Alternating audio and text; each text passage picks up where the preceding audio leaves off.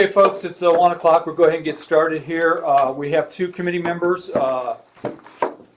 Jody is out of town, couldn't be with us today, and Roland is taking care of his wife who just returned from, I couldn't remember if it was knee or hip surgery. Knee surgery, so Mary came home from that, so they'll not be with us today. So I call this to meeting to order, the CMP Advisory Committee meeting for June 14th, 2019. We have the agenda. Do I have a motion to approve the agenda? So moved. A second? Second. Any changes, any comments? Okay, all in favor of the agenda, please say aye. Aye. Okay, we have, everybody should have gotten, I don't know, 3 or 4 versions of the minutes. Version 4 is the final one. But this doesn't say on there that Yeah. number 4. So I was thinking a footer with page numbers Yeah. would probably be a good idea in the we'll future. have to worry about Or that just next time. second draft or something. Or just do it right the first time. How's that? That'd be good too. Well, I was so confused about where to go because one said this, one said Yeah. something else. Okay, where am Yeah. I? Okay, as far as the minutes, do I have a motion to approve the minutes? Motion to approve. Do I have a second? Second. Okay, any discussion or comment on minutes? I'll bring up a few things I just want to highlight. We'll talk about in the minutes, we do have the mission statement there. We'll talk about that in a little bit.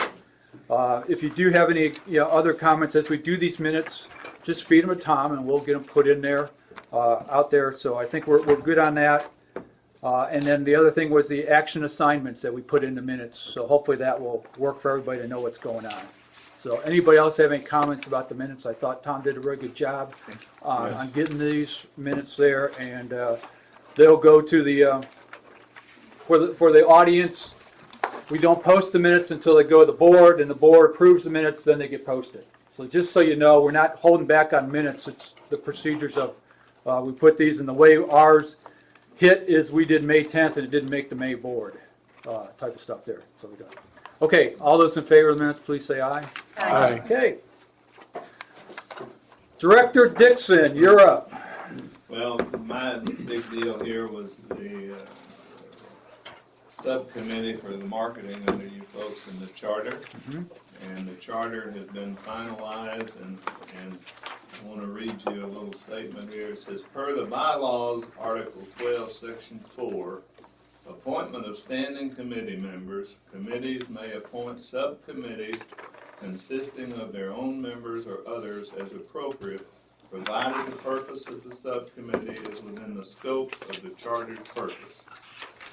And the board has a copy of this charter, and they will be in the consent agenda at the board meeting, and they do not have to be voted on for the board, just approved. Okay? Yes. I think we were using the term ratified. They need to be ratified. Ratified. So they will be ratified next Wednesday, and this is kind of caused us a little challenge in that we couldn't go out and do the interviews yet.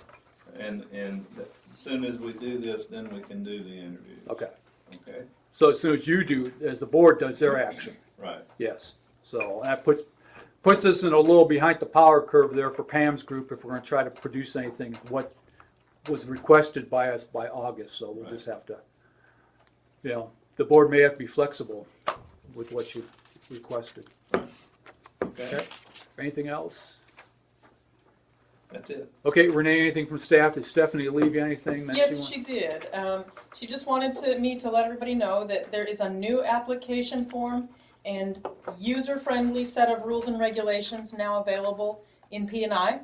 As one of the suggestions, I think, I don't know if it came out of here or came from the community, to split the builder portion and the resident portion into something that they could easily understand for protective covenants or rules for building or permits. Can I address that a minute? Sure. All the permits now, when you go into anything to do with a home, whether it's build a new home or you want to put in heating and air or plumbing, whatever you have to do, when you go get the permit, included with that permit, when you fill it out, you will get a copy of the procedures and the protective covenants that apply to that particular situation. So it makes it real easy. It's all, It's all there. If you want to replace your hot water heater, you go get a permit. It tells you what you have to do, and it tells you the protective covenants that cover that. Okay, good. Very simplified now, easy to do. And those are available in the boxes outside the Right. P&I office. Okay. She has asked Public Works and the Police Department to begin a traffic study at the gates as well as the major intersections in the village. She'll have a complete report once that study is complete. And I'll follow up on that. I'll change hats, take my CMP hat on, put my Justice of the Peace hat on. There you go. Yeah, we're trying to work with the Department of Transportation, especially, and I've been working with Jason here, the East Gate, especially, the situation there with the new building and what that may potentially do for us. So the county's looking at it too, with the state, so. Stephanie has indicated that her and Stacy Hoover and the Recreation Committee are going to begin a public engagement session sometime before the end of this year for the Coronado Center and surrounding commercial area. So around here and down the street to the two commercial areas as you go out Ponderosa. And that'll be a public engagement session. But the goals are to better understand the wants and the needs of the community for this area and to what revitalization might look like. And I think we do have at least one or two recommendations in the CMP about this area, so we'll have to lash up to make sure that that's tied in, that the input's there, so. She'll report to this committee on the dates when that Okay. session is to begin. Okay, just so we can track that that's being done and how we tie it into that recommendation, so. Well, I'm sure she'll have people from this Yeah. committee invited to Yes. sit on that engagement session Okay, as well. good. The urban deer hunt, she's working with the GIS team to update that map. New technologies in the GIS system will allow this year tighter mapping for providing better directions to the hunters who are participating in the hunt, and it'll be a much more detailed area that ensures the barriers and the boundaries from residences. Good. And everybody knows she is attending a conference. I'm not really Stephanie, but Okay. she is attending a conference. She said that she will bring back information. Some of the topics from some of the sessions she was attending had to do with form-based codes, small-scale development strategies for communities, moving current market positions and current market demand in a community that's already in place, and how to work with divided communities with conflicting visions. So obviously it's not just a local issue. No. They had an entire presentation at the conference about it. So. That'd be interesting, Pam, you probably need to send Stephanie a quick note, because that'll definitely impact your subcommittee right off the bat, so. Okay, any questions of Renee? Okay, item 6, action items. I'll go through these briefly to see if there's any updates there. We'll review the SWOT analysis here in a little bit. We'll also review the mission and statement out there. The marketing subcommittee charter and has made its way through the next 3, 4, and 5. So our action item there were completed. And actually 6 has made it through governance out there. We got with the review of the marketings have been all done, so we took that action item done. Stephanie has provided Nikki and Rowland, and Tom, you got the Excel spreadsheet, so that action item was taken care of. Buddy, we'll talk about action 9 there, which is the revenue and growth portion. We have an agenda item about that, kind of talk about that.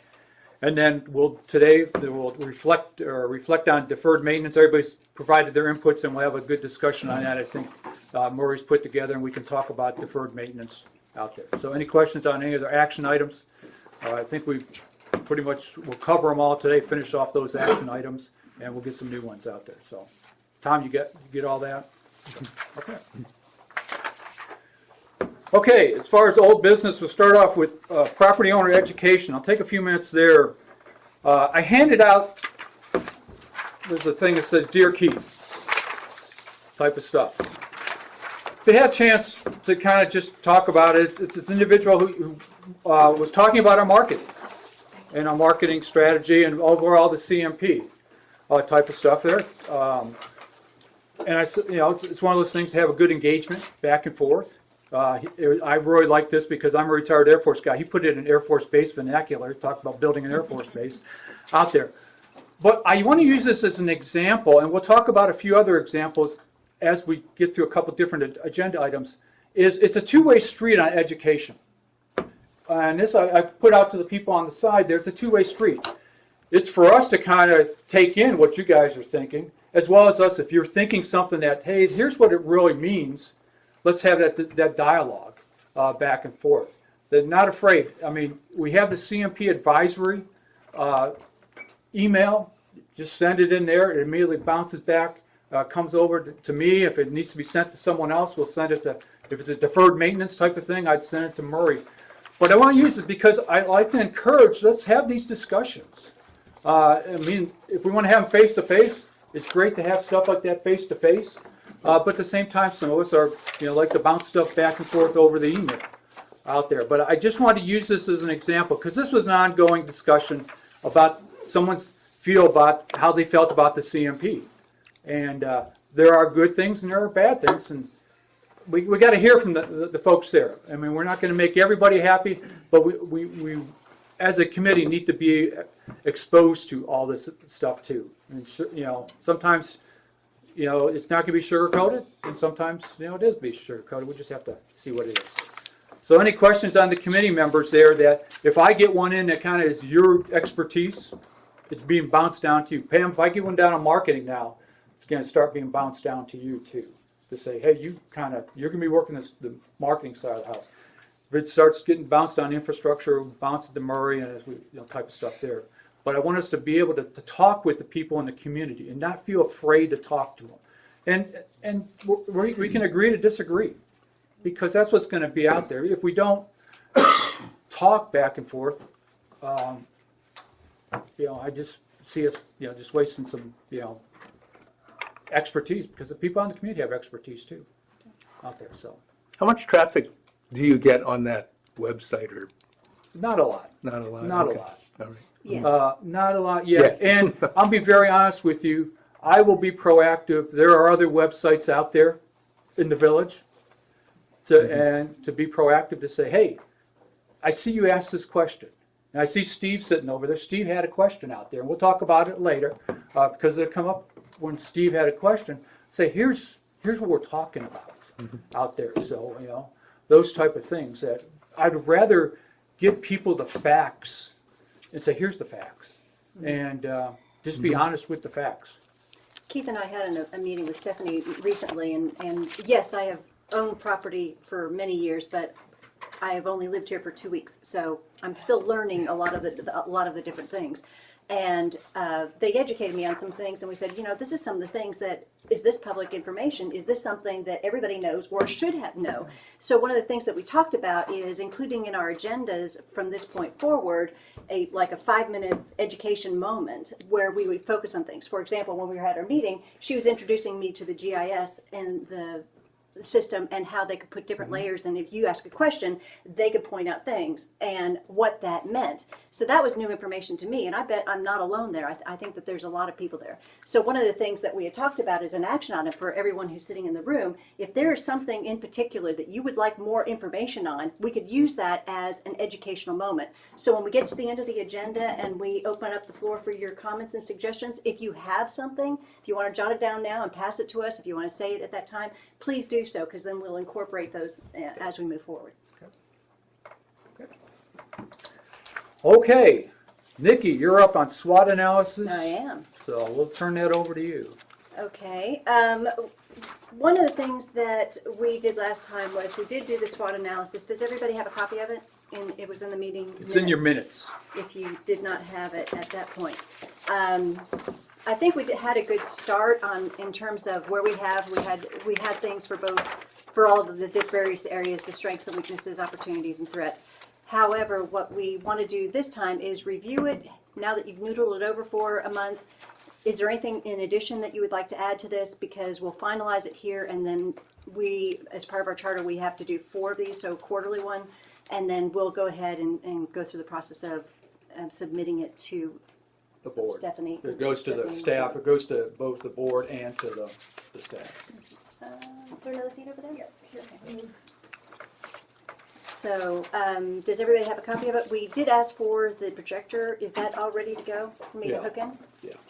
Because I think I have a copy of it, and if it'd be helpful, I can put it on the screen. Your thoughts? I was gonna wait till the break to have you hook up your other presentation. I think the SWOT we can just talk about here. All right.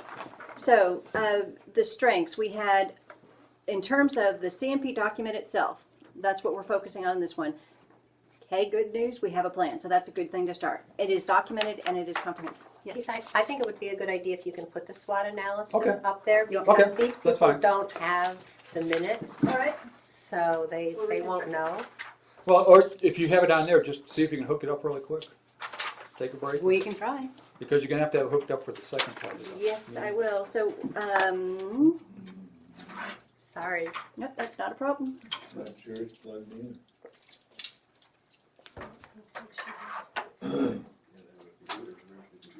It's not set up? No, it's gotta be plugged into her. Yeah, yeah, we will. Yeah, but the cord's not long The enough. cords didn't come up there. so She might we'll have to- Yeah, you gotta go down there. She would. Good thing it's a portable. Yeah.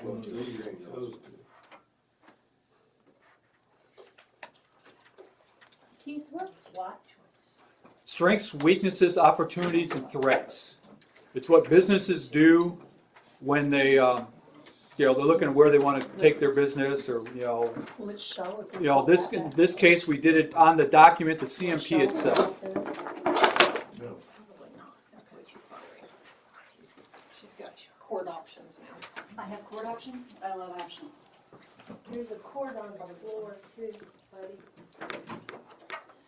And that's just power cord. That's just the electrical. Thank you. Okay, while Nikki is hooking that up, and she's getting all hooked up, I'll jump ahead to one item. We'll go ahead to old business item E. Buddy, you need to listen on this one. We'll go ahead and do old business item E while Nikki's hooking that up. Revenue Growth Subcommittee. We talked last time about a potential revenue growth subcommittee out there. If you look at the finance committee charter, which is going forward to the board next week, Buddy, Yes. for approval, the actual revenue growth portion is in their charter. So the CMP will not, this CMP Advisory Committee will not have a separate subcommittee right now, because it's going to be handled by the finance committee, the revenue growth portion of it. That's how we're looking at it. Does everybody understand what I'm saying? And Tom, you understand this too? We will be monitoring it and seeing how it reports out, but actually standing up a subcommittee like marketing subcommittee, we won't be standing up a revenue growth subcommittee. Well, let me read a statement Yeah. from Stephanie, and this has to do with one of your emails. She said, I see the CMPAC plugging in is at a much more strategic level in terms of maximizing existing revenue sources and recommending new opportunities for revenue growth. So, And then, of course, it's a totally different deal with what Liz and that yes. finance committee will be doing. Yeah. So Okay. we will probably have someone plugged into the committee, but we Yes, won't be you will. setting up our own subcommittee Right. to do that. So, okay, so does everybody understand that? So that's kind of a little change from last month, and we thought we'd be standing up a subcommittee there. So, okay? Okay, Nikki. I tried is it readable now? Oh, yeah. Okay. So the strengths we have is that the CMP, it is documented, we do have a plan, it is comprehensive, and it was written by someone outside the village, so we can, it's not, we have that perspective versus people who are just in the village. Okay. Were there any additional strengths that you would like to add at this time? And I would highlight that last thing by not just by those in the village. The village tried, well, I shouldn't say tried, but in 2000, 2005, and 2010 drafted our own strategic plans. The problem you have is if you draft it internally, it doesn't sell very well on the outside world. So does everybody understand what I'm saying there? Patricia, you're looking kind of... No, Yeah, I mean, when we take it outside the gates, we understand it inside the gates, but when you take it to someone outside the gates, they're saying, well, that was just your internal strategic plan. So that's what is kind of a strength of our CMP. It's not. Did you want me to reword that somehow, Keith? No, I'm just using that to say that that's, we've been down this path of doing it internally, and it doesn't sell well outside the gates. Okay. To add on to that too, and maybe it's another bullet, I think it's important that, and it's a strength, that the people that created the CMP this time were actually professionals that are out there in the world today. And so they're very current with what's going on outside of the village, as well as spending a lot of time learning what's inside the village. Yeah.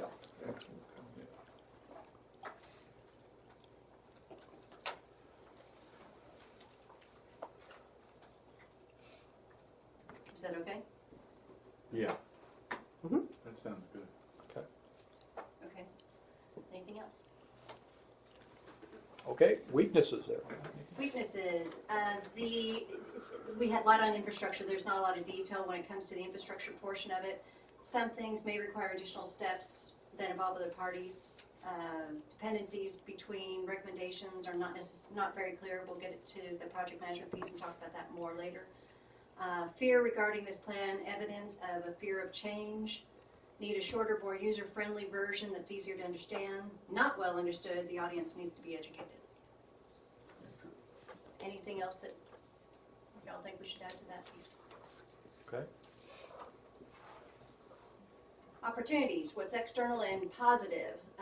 It is a plan for economic development. It is helpful in recruiting contractors. The plan increases contractor-developer confidence in our direction and identifies trends in housing markets and development.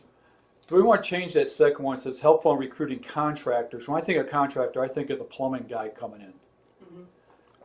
Developers? It gets into, it's a, but it's a semantic. Just remember, we have one, what CCI is right now. What's a term, if you put developers there, that's more than CCI. I mean, you hope that, someone else would come in here, that want to build and stuff like that. Well, how about just putting in developers and builders? Okay. That's fine. Just the one contractor there was like, yeah. Because I think of more of the guy who's going to come in and do your plumbing or something like that. Okay. Any other changes, additions? All right. The final category is threats, things that are external to us and on the negative side. Challenging to explain to others, challenging for others to comprehend. I think we need to add in there, it's something, the dynamics of our community is a challenge too, because we are so diverse.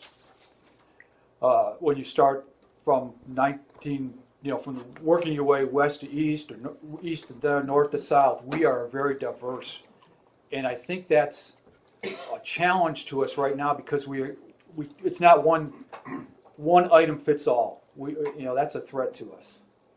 So I'm not sure how to word that. well, that's why I'm trying to think. And it's not external. Well, Well, it's external to the document. It's not next to it. yeah, so it's external to the document. Okay, good, thank you. Yeah, it's that diversity factor that really makes it a challenge.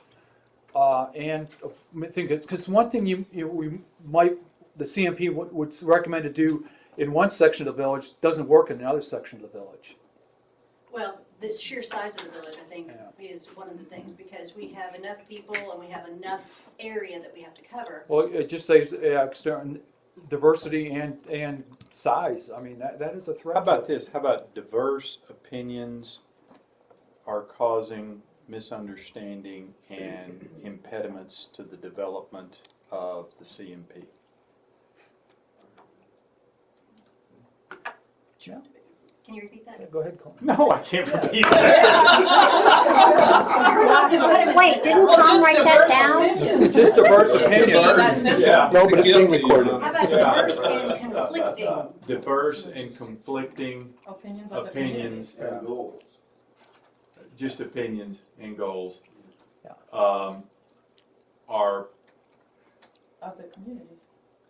interfering with the implementation of the CMP.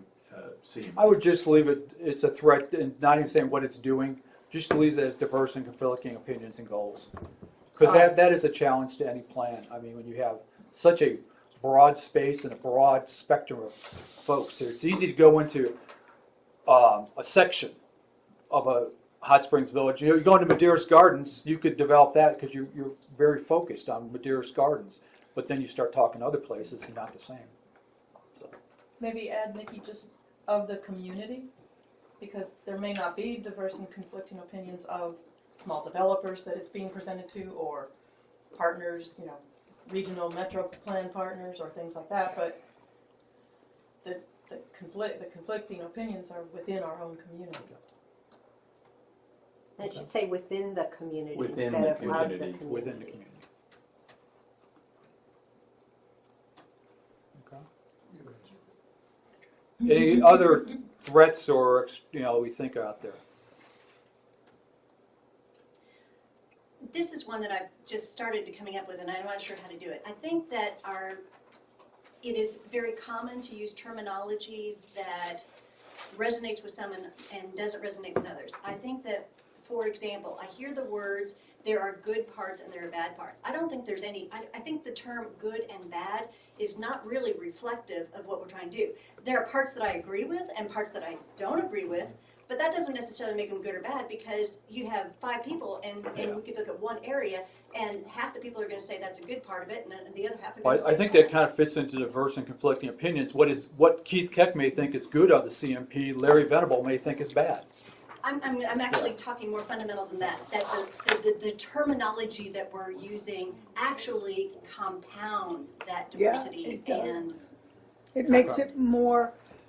It makes it more than what it really is. Mm-hmm. It blows it up. Like, for instance, if you look at some of these things in the CMP, and you're just a regular person,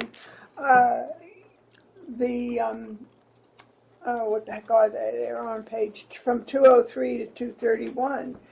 They're just suggestions of the way the houses should be built and the roads should be built. But when you live here, east, west, or in between, you do not look at a housing area with 4 lanes. Mm-hmm. You just don't. And that's in here. And that scares people. They don't realize that it's just a concept. It's just one of I think it's given. They're going to be out there with the tractors tomorrow. Right. Yeah. Anyway, I think that's it's blown up too much for people to digest. I was just thinking of this as an action item for us to be more thoughtful in our own use and terminology as we discuss with other people. But for right now, I see that as a threat, because we could, literally escalate something that shouldn't be escalated simply because of poor word choice in that particular situation. We're going too far. Sometimes, Yeah. That's what I was seeing as a threat. Because sometimes in communication we just get lazy and we use words and they come up and we just haven't really engaged the brain before the words came out of our mouth, and then it's out there. Well, why don't we take that as an action item, because we need to probably go back and develop our own lexicon to kind of say, here's how we want to talk about certain things. All right. So because then maybe it's Tom, consistent how that as an action? just take it as an action. Okay, all right. So any other threats, opportunities, weaknesses, or strengths that you had thought of, or do you want to finalize it and call this one done? Does anybody got anything else? I do have a general question, which is, what outcome do we expect? The outcome of this was to a drive? learning for us to know, as we're delving into the CMP, what do we feel, the strengths and weaknesses of the document itself as a committee, and take it forward to the as we report it forward to say, here's what your committee says when you look at the document. Here's what we think are the strengths. Here's what we think are the weaknesses. And since we are on task to do this once a quarter, then we'll decide on what the next area is going to be. It may be, infrastructure. It may be something else. We'll do a SWOT on that. So. This is our given understanding at this period of time. Yes. This is us right now, and hopefully things will change. The key to us, or key to this committee, would be on the education side of the house to take some of those weaknesses and turn them into strengths. I mean, that's the key to any business, is take your weaknesses and turn it into strengths. Any of those threats, let's make an opportunity out of it. And as Keith mentioned, we have to do this every time, and I laid this out kind of as a timeline, that we have to conduct the SWOT, we have to review it, final thoughts, and if it's a lot, we actually may have to go for a second iteration. Since we only meet once a month, that could easily drag this out 3 months. I think we're actually going to get this done in 2 months, so we have a little bit of time. But if we do it quarterly, if we're going to finalize it, we also have to kind of get ahead of it and say, okay, what are we going to identify as the next topic for our next SWOT, and then so we can move forward right into it in the next agenda. So that's kind of what I was And I'll ask this question right now. Pam, do you want us to do a SWOT on marketing for you to start off and have this? You know, now might be a good time since the marketing committee is just getting going. Okay. So it's probably very appropriate to do the SWOT now. Okay. To get started on it. What would be the SWOT on? General marketing, or do you want to say something specific about? I would say it's a SWOT on general marketing right now. We talk about, one of the things, weaknesses, a strategy. There's a weakness on marketing right there, having a full strategy. So marketing efforts of the village? Yeah. So, but I think that there are two different elements to the marketing. The one is the external that most people tend to think about, but then there's also internal marketing or communication. Right. So do we just want to deal with the external? No, I would do we both also of them. Yeah. Let's do good. both of them. Let's do the SWOT next time on. So, we'll take this as an action and we'll do the SWOT on marketing. So that'll give you your starting point too. Yeah, But hopefully that'd then be we'll good. have people hired on and out there. Okay. All right. Okay, so we'll call this done? I We think have to so. officially do a motion and all that kind of stuff? Or? No, All right. nope, not on this. All right. Okay, Good job, Nikki. thanks, Nikki. Okay, the next thing on the agenda is the mission statement, goals and objectives. If you looked in the minutes there, we had the mission of the CMP Advisory Committee is to advise the POA on the successful implementation of the CMP for the benefit of Hot Springs Village property owners. What are we doing? The mission statement. Okay. That's what's in the minutes. All right. Remember we said that a month ago? Y'all was our remember starting that? point, yeah. Is there any other comments or something? One of the things that, we discussed it a month ago was, making sure that the ultimate, we report to 3 different masters.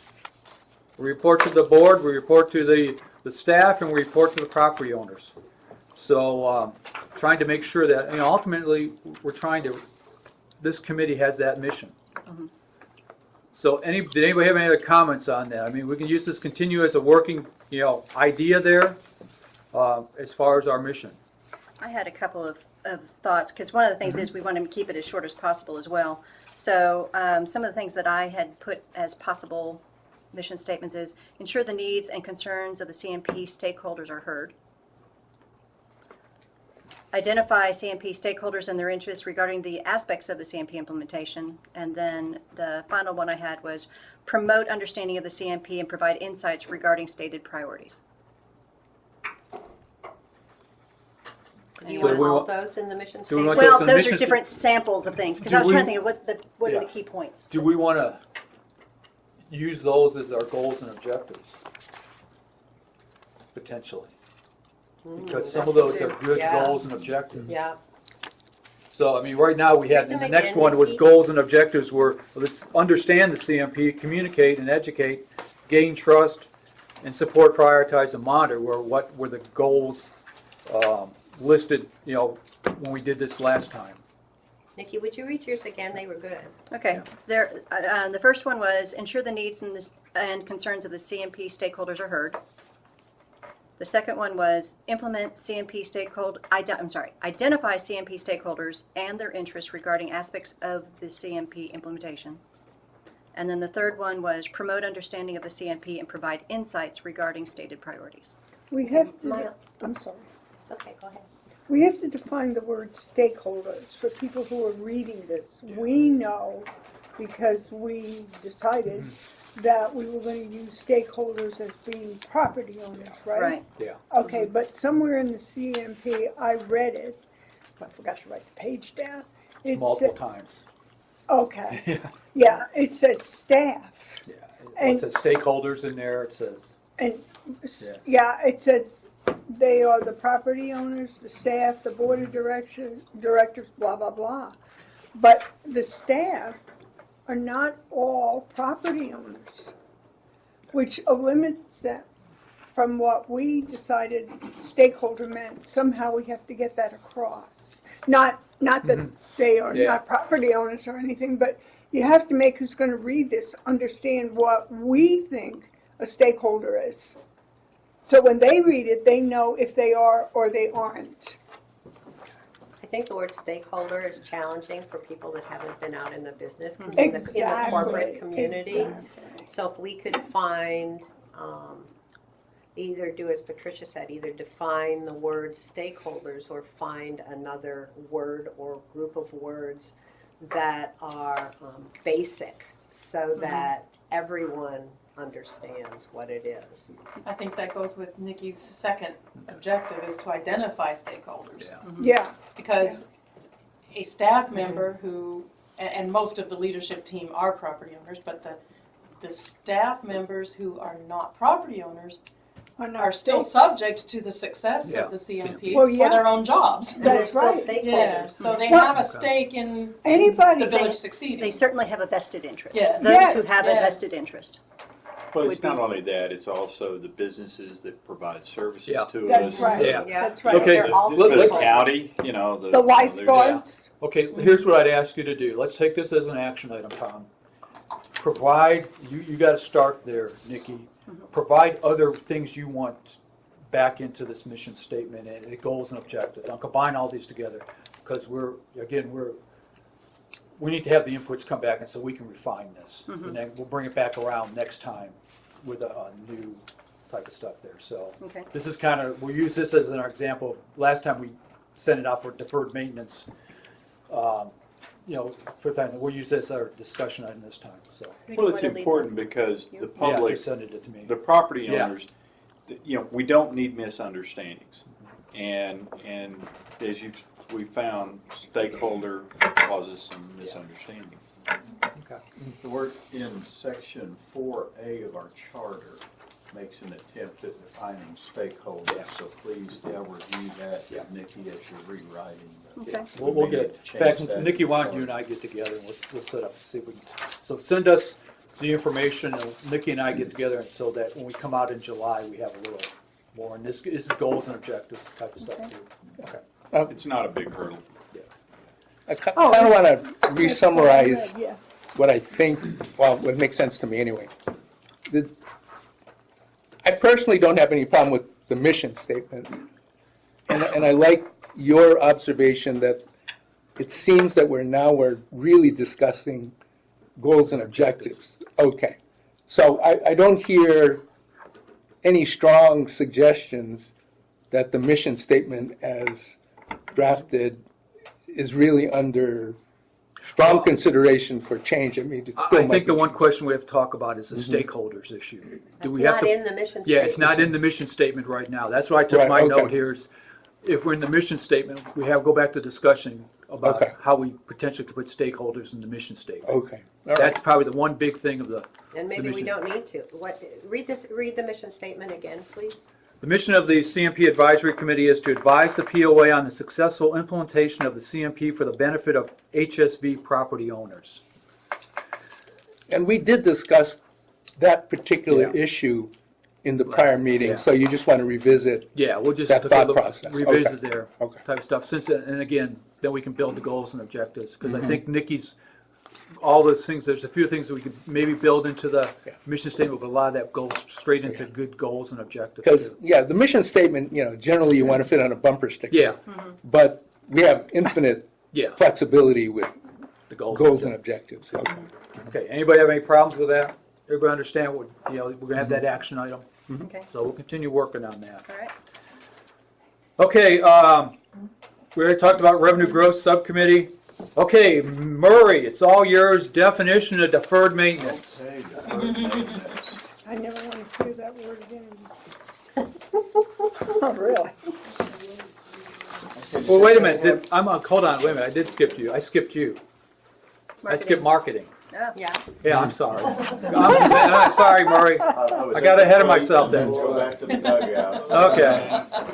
We almost batted out of order here. I'm sorry. What can I say? Pam, what would you like to say? Well, I think we basically pretty much discussed everything. The fact that that the charter needs to be ratified at next week's meeting before we can start interviewing for subcommittee members. We don't have many applications at this point 3. for as many people as have 3. been very vocal about their interest in marketing. We got one of them Haven't seen- sitting in the room at least. Yeah, no well, applicants. step up. Yep. So Step up. This is your opportunity. If you know you want to have a part in it, if you have some ideas, if you want to be part of the plan, step up. It's easy to talk. Talk is cheap. So step up. That's mine. that's your. That's it. Okay. Going back to one of the things I talked about, property owner education and stuff like that, and communication out there. There was a gentleman who was very concerned, and he's put some stuff out there about what happened to our marketing program. And I'll be very honest, and here's how I would ask this, and we've traded emails back and forth out there, but, and I'll read this so I don't mess it up. How I would classify our marketing program, having lived through the 2010 to 2015 years on the board. 2015 is a reality event. Our marketing was limited to non-existent or limited to almost non-existent funds to market a community headed towards financial bankruptcy. And I just want people to understand that there's a reason we weren't doing a good marketing campaign. First of all, we didn't have the right dollars to do it properly. And the second, more scary part to all of us is how do you go out and market to someone and say that your community is not exactly doing very well? And that's what we had. That's what we went through from 2010 to 2015. I'll be very honest with you. You can only, and I'll go back to my military thing. You can only put so much lipstick on a pig, and we were putting a lot of lipstick on that pig for those 5 years. So I just put that out there for folks in the audience to know. It wasn't like we didn't want to market or didn't want to have a marketing campaign, and didn't go out and hire a marketing. We had the net there for a while, but she was limited what she could do. You can only, when you give her a nickel, she can only go so far on a nickel out there because the other nickels were needed to fix the potholes and stuff like that. But I just use that as again, education type of stuff, that we do have the capability to go out there and set up a marketing program now. Let's do it right.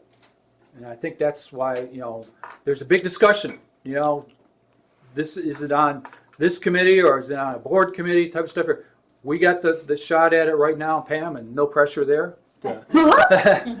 But to go out and do this right, because we have something great to sell.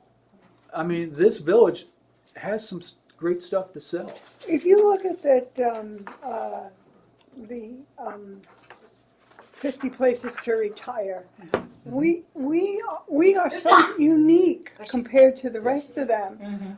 We are a gated community. I never see that anywhere. We are the largest gated community. We are in the mountains. We're not in the ocean. We're not, wherever.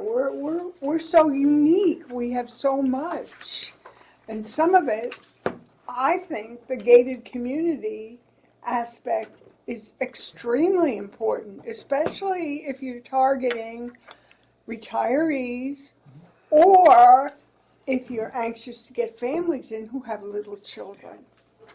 I think a gated community is attractive to all ages. Yes, I do too. It's not especially only retirees. Today. It's attractive to all ages because, I hate to say it, Arkansas has got some challenges.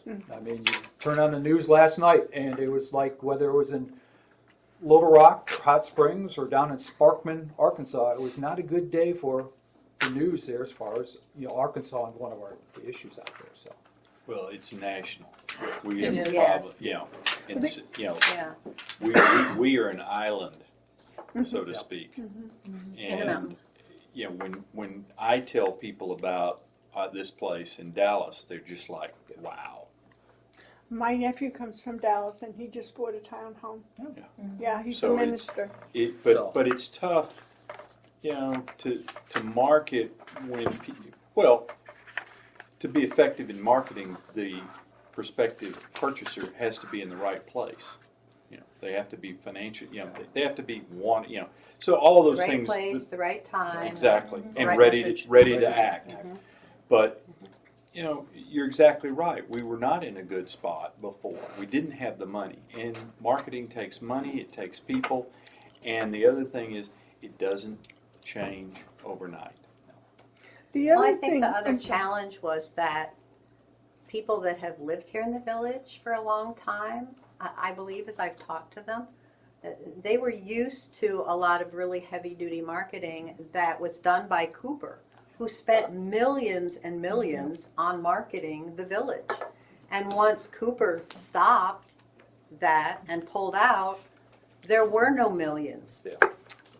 So while they think of the marketing that happened and then it didn't happen anymore, there's a sound, solid reason why that changed. The situation has changed again, and so we're going to be going forward with a whole new strategy. Yes. And that's the key, and we talked about this last time, is starting with a strategy and setting it up. Our strategy back in 2012 was let's put a sign on I-35 at outside Austin. How many people knew we did that? In this room, that we had a big billboard outside Austin, Texas that said, here's Hot Springs Village, come join us. That was a marketing, we spent marketing dollars for that, and what we'd had to get a billboard out there, because we couldn't go any farther. There's little stuff like that. I had now we're to the point where let's put the strategy together. We had no strategy. That went right down to how we're going to do marketing. Well, was that a good strategy? Did that fit a strategy? When you have no strategy, It's a strategy. then that becomes your plan, and that's why it's key to start out there. So. Well, the other thing that's changed too is that the way marketing is done today is incredibly different. Digital and all Yeah. that. Well, the digital marketing is very important, the internet's very important, but also on the other side of it, the recipient, the viewer of the marketing is very different today. So that all has to be taken into account as we're coming up with a marketing strategy. People are willing to give you 15 seconds today. If you can get 30, you're doing really well. So that changes marketing strategy, tactics, the whole thing all the way down. So we'll be looking at all of that and doing research on all of that, as well as what has worked in the past, given what today looks like. So, we have our work cut out for us. We can't forget the power, though, of ourselves, because in studies and talking to your own friends, my own circle of friends, not one of them learned about the village from a piece of marketing. Yeah. So most everyone that's here, probably in this room if we surveyed, didn't learn about this from a postcard or a flyer. Yeah, I didn't, you're right. Friends and family are our #1 marketing tool. And it's what tools you give to the people that live here to go out and market to their family. And they give us more than 15 seconds to talk. Well, Or brag about something we depends love. how the family relationship Well. is there. Which brings up another thing that I think that we're all concerned about. Yes, we got here. My across the street neighbor told me about Hot Springs Village. That's how we're here. Another thing that we need to try and do is to educate these people, because there are some people in the community that are so negative about everything that they need to try. They need to be encouraged to see the optimism and see how wonderful this place is.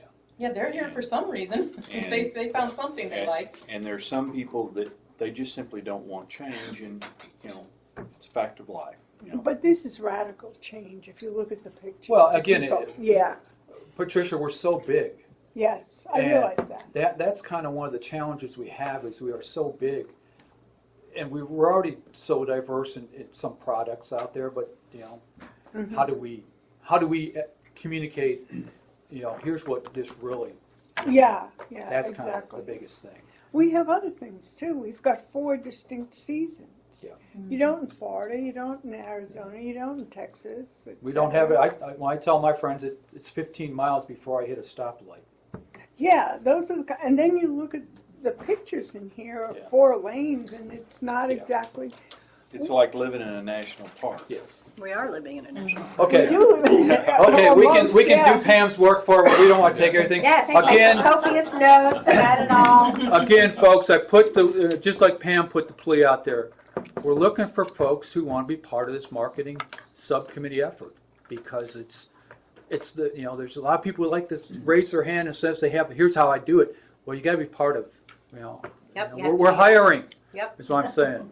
We're looking for people that are open-minded, that are willing to look at what the world is like today, Yeah. not 5 years ago, 10 years ago, and people that are willing to come in with ideas. So, And I'll leave this on the last marketing thing. Does anybody remember when Cooper marketed this in the 1970s? What his expectation was as how long people would live here? They retire at 65 and they die at 70. Oh, goodness. If you go back and there's stuff and you go back to that original Cooper 1970 type of model.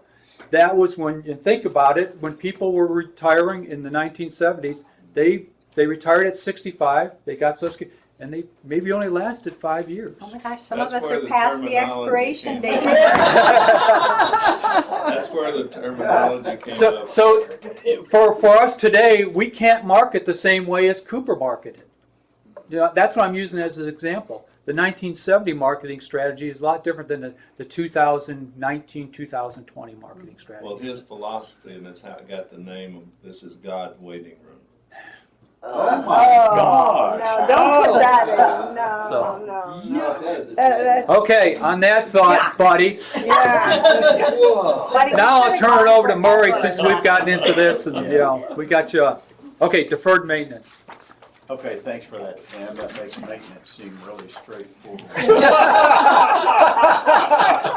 Now Murray's glad to go next. I'm sorry, Murray. I'm We leaving. Bye. we started out at the meeting last month with the expectation that we would come back this month with a definition for deferred maintenance.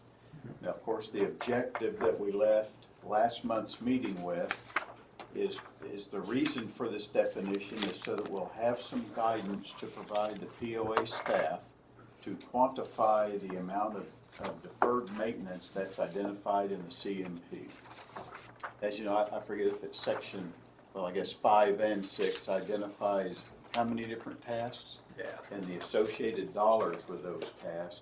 So in order for us to then go and prioritize those tasks, we need to know which of those maintenance items have been carried into current years and which are new maintenance.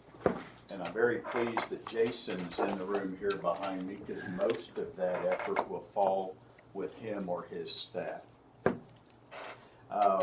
Via email after last month's meeting, there was a proposed definition, and shall I say, in our new terminology, a very healthy response to that from all the members, which is greatly appreciated.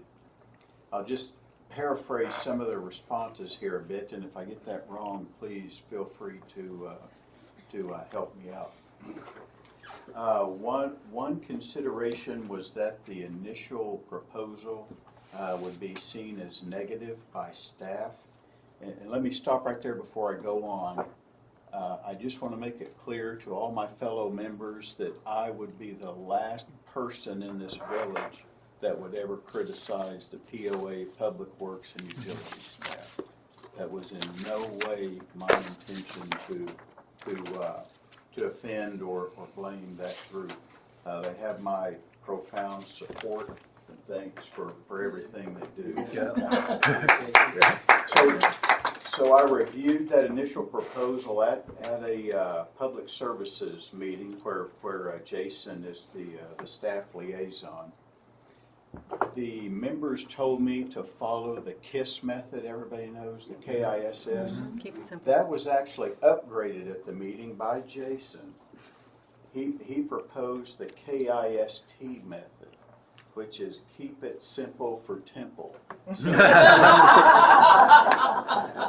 that's He's an what I Aggie. tried to do. He's an Aggie. That's I it. was It's not all about gonna being an bring that Aggie. up, Keith. So, based on all the input from the members, and there were several good definitions suggested, we wanted to, my purpose, number one, was to keep it simple.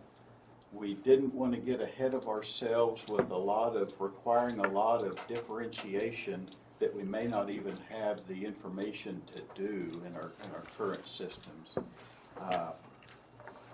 And that's not to say that the current definition probably will be changed in the future as we get a little bit more sophisticated in our maintenance management approach and programs. So the updated proposal, you all have it there, I hope you've seen it via email, is that deferred maintenance is scheduled maintenance, repairs, or replacements that were postponed to defer expenses into a future budget year. So it's simple. I think it's factual, straightforward, non-judgmental, and I hope that's something Jason's shaking his head that he can work with. So. Okay. I was just wondering about, sometimes we could defer for multiple reasons. I think one is definitely money. We don't have the money to do it right now, but it could be resources in terms of people. It could be equipment. It could be because it makes more sense for us to do this after we do this from a sequence point of view rather than do it now, because otherwise we're just spending more money to do it twice type of thing. Right. So do we want to limit the definition to just talk about deferring expenses, or to also include when resources, whether it's time, money, or people, are available? Yeah, and Jason, I guess you could answer. I don't know that we would have the information to do that differentiation at this point. Now, that may absolutely be something going forward that we recommend on how to categorize different maintenance or capital expenses and break those out a little further. But I'm not sure we'll be able to get into a whole lot of detail, with things that have been brought in from years ago. I mean, we could evolve our, like you're saying, breaking our deferred maintenance items into categories with basic types of deferred maintenance, because I kind of agree with you, there's different types of reasoning behind why things are deferred, and we can identify those things so we can sort for understanding purposes. We can, definitely can. Okay. But I don't know if it would help the definition or not. Do we want to kind of put that in caveats underneath right now and say, how do we tie resources in and see if we can, because it's going to key back to what Jason's saying. We can make this great definition, but if we can't define that, it's a waste of time. Liz, you want to say something? Well, I just want to ask, I know that our public utilities, public works type infrastructure is where the majority of it falls. But to the committee, are you including our amenities in this definition? Well, that would be when you start taking the scheduled maintenance on the amenities or repairs and also, it's the Balboa Okay. Clubhouse. Yeah, okay, so I Yeah, mean, it's that's what not I just wanna- roads. For me, No, I want it's- to make sure it's comprehensive. No, it's not just roads, it's the Coronado Center because, And isn't when you that go, your area yeah. now? Buildings, Maintenance part of it. buildings. So Jason's got the buildings Yeah. as well now. This is one of those things that you can either expand into something down to the, subparagraphs of subparagraphs, or we can go with this, and if we need to adjust it later, we can do that. I think we ought to go with this updated proposal. It has support of the administration, and let's see what, and implementation on how they break it out will be helpful to us to see, gee, do we need to make a change at a later date? I think we ought to adopt this proposal. Okay. Do you have anything? It's a good start. Good start type of stuff there. Marcy, I can let these guys talk. I can't let you talk until the end. It was a Sorry. question. Yeah, sorry. I would say the other piece to this too, in my mind, from the financial standpoint, is that we have some work to do on developing some better definitions internally and I think externally as well on what qualifies as a maintenance expense and what qualifies as capital. As I dig into things, there's probably things we've been expensing as an expense, a maintenance expense, that we really should be capitalizing some repairs and replacements. So I would think that the finance committee could take something like this and start to develop some better definitions That you or guys- policies okay. on capitalization and some things like that. I don't know if it's so much as definitions as criteria, that if it meets Yeah. a certain That's what I mean. criteria, then Yeah, and I think that's key because we've had that, and Nikki even went a step farther and said, how do we categorize a lot of this stuff, and produced some tables type of stuff there. But that's the next I'm step. an Excel geek. I had to Excel. create a decision matrix. But it's the next step to go and make some of these differentiations because, again, is it out there? And we don't know that right now. Right. Sometimes we call it capital and it's actually repair. But we've never had the definition. That's why we were asked to come up with the definition and then produce it there and then start working with it. It's between the finance committee and then it's going to be Murray via the infrastructure subcommittee, which will detail work type of stuff, interface there. So we have some of these things. And I shouldn't say that we have it, that the community has.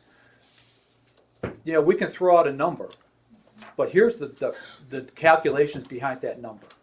I think that was the hardest part of any of our finances is for the last how many years we couldn't justify because we didn't know what the finances. I'll just leave it at that. Yeah. The books weren't exactly run properly. Well, and we didn't have software systems. Didn't have things like software that in the past systems, to yeah. get to some of the data that we needed to really Yeah. make good, better decisions Yes. based on either. So So. I think definitely, this is one more step in the right direction. Does Okay. the chair wish a motion on this? I would or- entertain a motion on it. I make a motion that we accept this definition of the updated proposal of deferred maintenance. Okay, do I have a second? I'll second. Okay, any further discussion? Now, of course, Roland and Jody won't like it, but that's fine. Okay, all those in favor? Aye. Okay. Okay, you got your definition there, Murray, to start working on. Jason, you got your definition. Liz, you got it now for finance. Hopefully that, and if we need to come back and revisit it, we'll revisit it. Okay, now it's to item A. Break. Pam, you already took your break. Take about a I'll stay 5-minute here while break. everybody else goes on their break. Okay, folks, our next item in new business, or our first item in new business, project management. I think, what? Can I back this up just a few Sure, feet? Tom. What's the next step with deferred maintenance now that we've defined it? It's going to be handed to them, and it's going to be handed to the infrastructure committee to use as they work Okay. with the other folks All right. there, which we'll talk about future committees and stuff, subcommittees. So. We are very fortunate on this committee to have 2 certified project managers. And it was really funny because I get into this communication issue with property owners. There's one of the property owners sent me this big dissertation about project management and stuff and how we need to go out and hire a project manager. And I said, it's really good. And the individual and I communicate quite frequently on different issues. And I said, we are very fortunate to have 2 projects. We have Nikki, who's still actively project managing as she's moved here out there. And they both have their certifications in project management. They've been doing it for over 30 years. So as we move down this path of monitoring the CMP, the 271 recommendations, and how do we track them and all this other stuff, and it's a big project down there. Let's face it, the CMP is a huge project to push forward into the village and take us, into the next decade or two decades. It's a 20-year plan. But what we'd like to do right now is that Nikki's going to go through, and Roland couldn't be here. Roland's our other certified project manager. that they've used their experience to start delving into how we're going to have to lay out all these recommendations. And the big word that came up the last time in the individual's email said, you don't understand a critical path. And I said, well, I can bet you that Nikki and Rowland understand critical path out there. And I'll turn it over to Nikki, and she's going to give us a short presentation for the committee on project management and what they're going to put together. Because as you work in your subcommittees and you get assigned recommendations to monitor, you're going to be feeding information back to Nikki and Rowland to say, here's where it stands. Because we ultimately owe that reporting to the staff and the board. Here's where your status are of those recommendations. And some recommendations are probably already behind the power curve right now. Okay, I will sit down because everyone's telling me I have to sit down. Thank you. All right, I can't assume that just because I know what project management is that everybody else does, so I wanted to start with a couple of slides that just basically defines it. Project management is the application of the knowledge of project management and the skills to plan and execute projects effectively and efficiently, trying to get it done right the first time. So, now we have a working definition. So what's the definition of a project? Well, a project has specific characteristics. It's temporary in nature versus operations which tend to be ongoing. It has a planned start date and a planned completion date. So we have something in mind as far as what we're trying to do. And we know from the beginning what is the expected outcome or result. And it's our goal to come up with a plan and action and achieve that end result. And the gotcha is that it will require resources. And resources is a generic term for time, money, and people. And that's where we get into some trouble. So, why do we want to use project management here? Well, project management has been around since the pyramids, if you want to go back that far. But they had expendable labor at that time. So, now we have to think about it. It's proven and it's systematic. And they're still saying. And at its core, it is incredibly practical in its approach. When we do it right, everybody that's involved and touches the project has increased confidence that we are going to achieve the objective. And that's one of the things that project management definitely brings to the table. And at the end of the day, because we have a systematic approach, we will save time, we will save money, and we'll reduce the effort because we're taking a look at the risks and we're finding ways to mitigate those from the get-go. How does it relate to the CMP? Well, the CMP has tons and tons of projects, and I gave some examples here. It's not just one marketing project, there's going to be dozens of marketing projects, infrastructure projects. We could talk about the website, social media, legal, finance. These are just some of the areas that we could potentially touch as far as we go. And when we take a look at those, each and every one of them has a defined start, a defined end, and there's an outcome or expected objective that we want to get. And I think I'd highlight here is the interdependencies across some of our subcommittees is going to be important. Because if we have someone coming out and advising, let's do X, hey, yeah, that's great you made that advice, but you haven't done Y and Z yet in another subcommittee, or that group hasn't done, then it doesn't make sense. So we're going to have to lash up that way. So we're getting everything done in the proper sequence. Which is a great lead into the next one, because I am very concerned, as is Rowland, about the interdependencies that have not been developed, and we may run into some of those. So the reason why we're worried about interdependencies is there could be a logical sequence that we have not taken into consideration. We are using resources and we're sharing resources, and not everybody's available to do everything all at the same time. So we want to minimize the wasted effort and thoughtfully think through what we should be doing first and what we should be doing next. And I gave a quick example that I've identified 4 projects or recommendations. One is the developer marketing package, create one of those. One is we need to get the ACC construction standards revised and doing some work there. And also we wanted to get some of this stuff related to people who are developers or builders or whatever, get that on a website for them. There's also another one that says developer recruitment, but we can't do developer recruitment until all of those other things are in place. And that's just one example of dependencies that we have to think through in order to be effective in how we're approaching it. The end goal is that Roland and I are going to be able to put this into a schedule where we can actually start tracking some of this. And a schedule is nice because it is, date sensitive, so we can keep track of it. There's terminology associated with it. I didn't want to get everybody too bogged down into it, but bars represent the various different work efforts. The length indicates the duration. Arrows tell us what those dependencies or relationships are. And then when we put it to a calendar, then we can say, well, what are we planning on doing in this year? What are we planning on doing next year?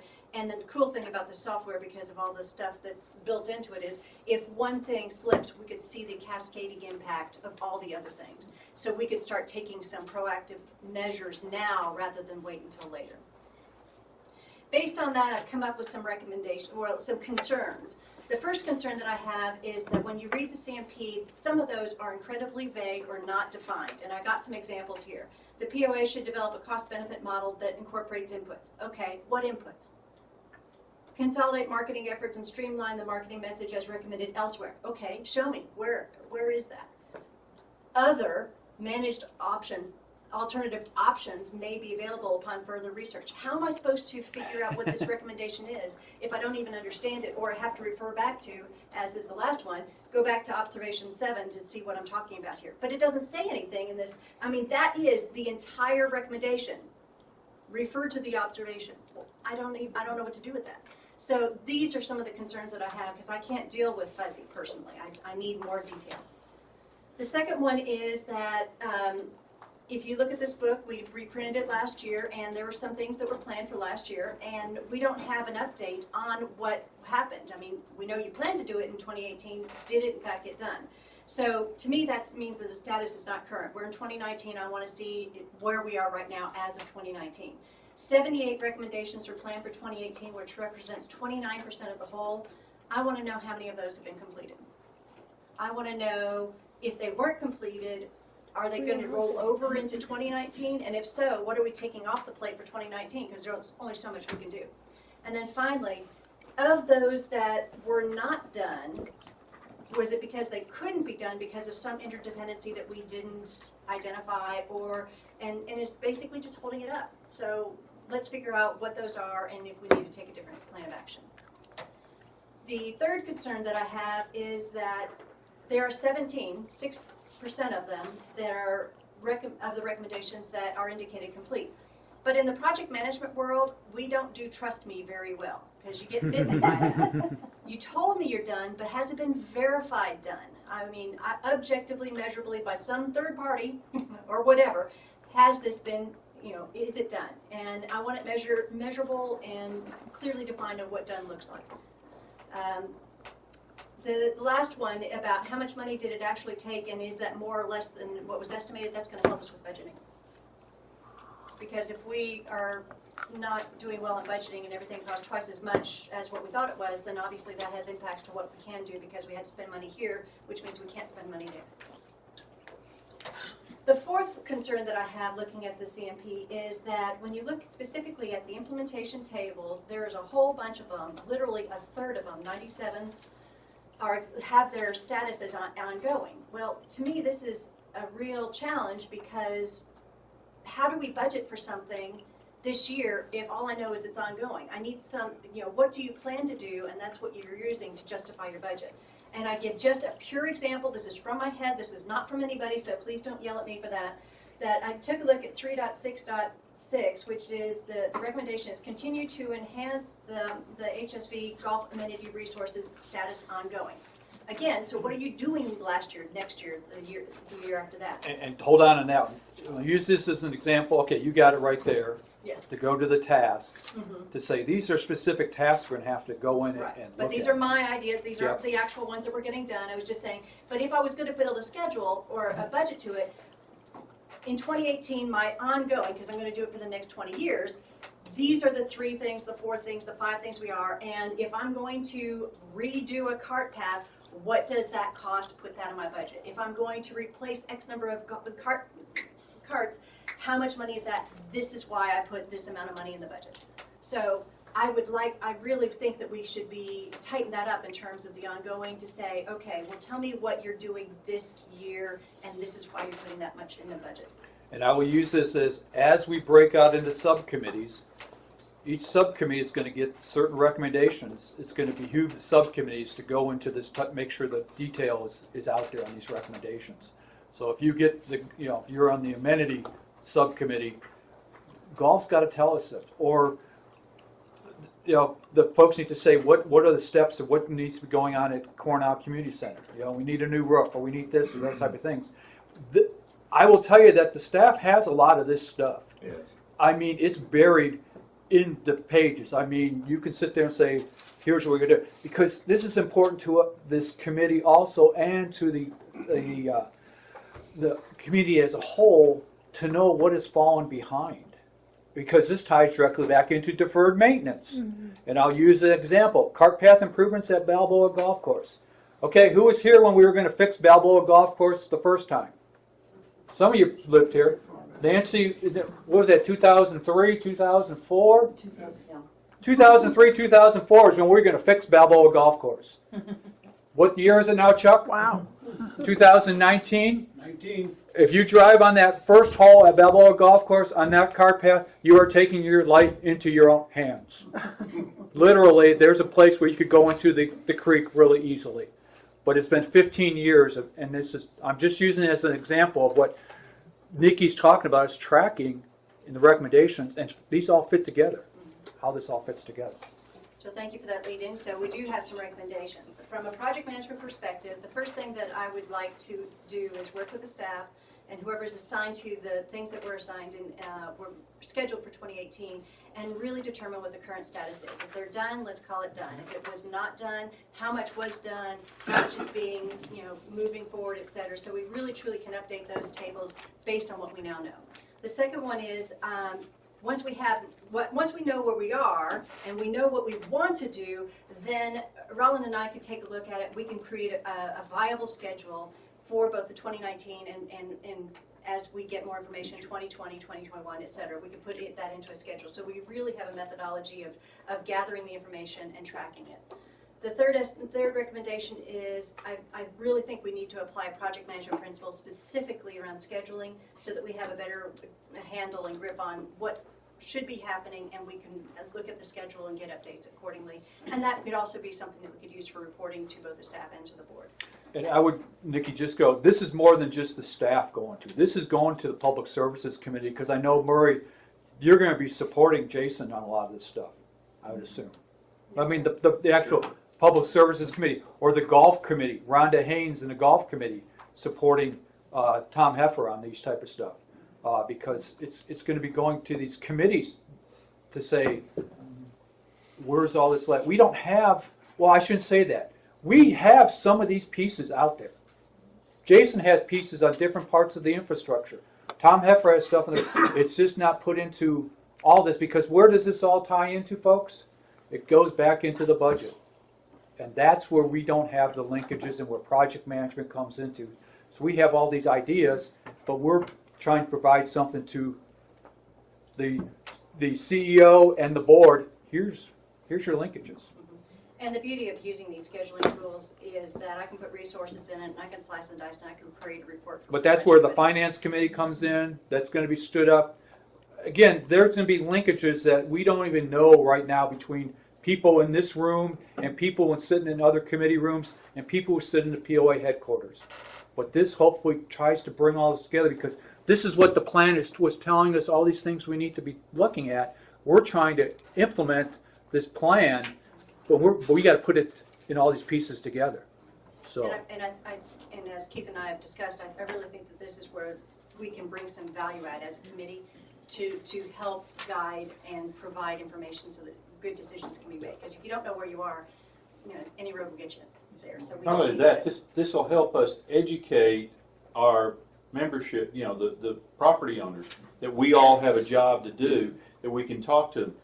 I didn't know about this cart path problem. Just be careful on Balboa. So, but you see what I'm saying? And it gives us the details, the data, the visibility, and the checking off. Yes, we did something, folks. We did this. We did this. This has been done.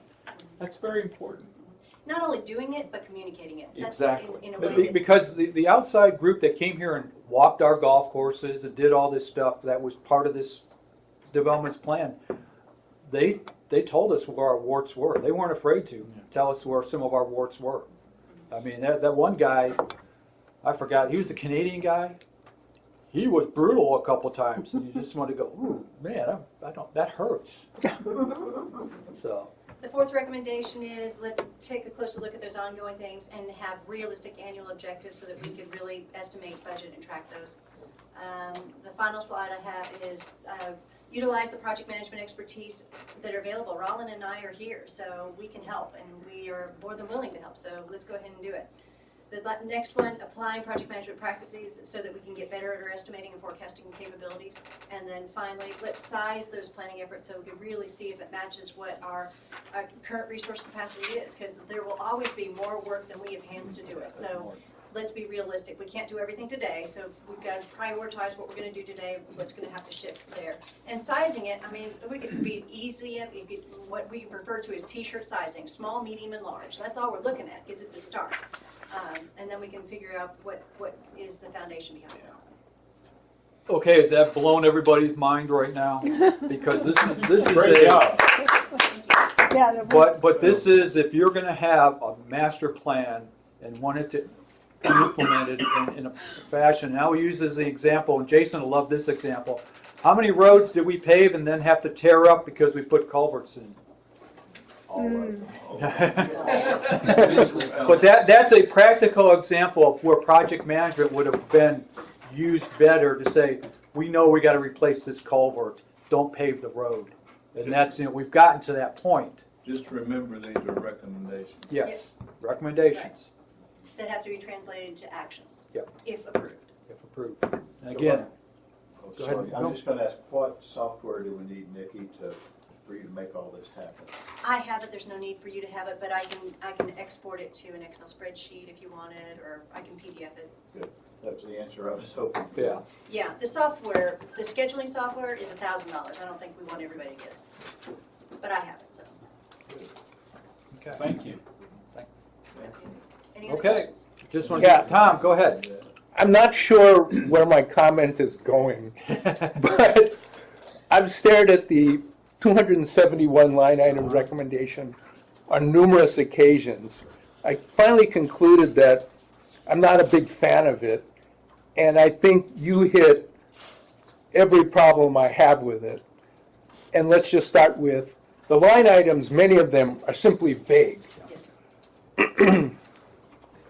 I would assume that that's a huge barrier to ultimate implementation of project management. Because it's open to interpretation. Right, right. But that's also the benefit of it, Right. because because we can apply our cultural Hot Springs Village hat on it and say, okay, here's the recommendation, but how does it apply to us and how do we want to implement it?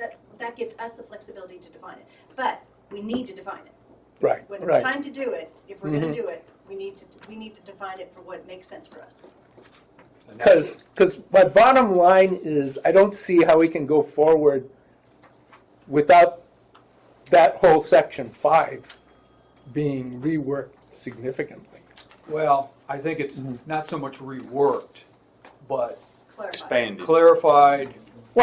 however you want to Well, I would do say it, it's more the but clarification. It gets into Right. what does this mean? That one she put up about the amenities, and golf Right. amenities. Here's what those type of things mean.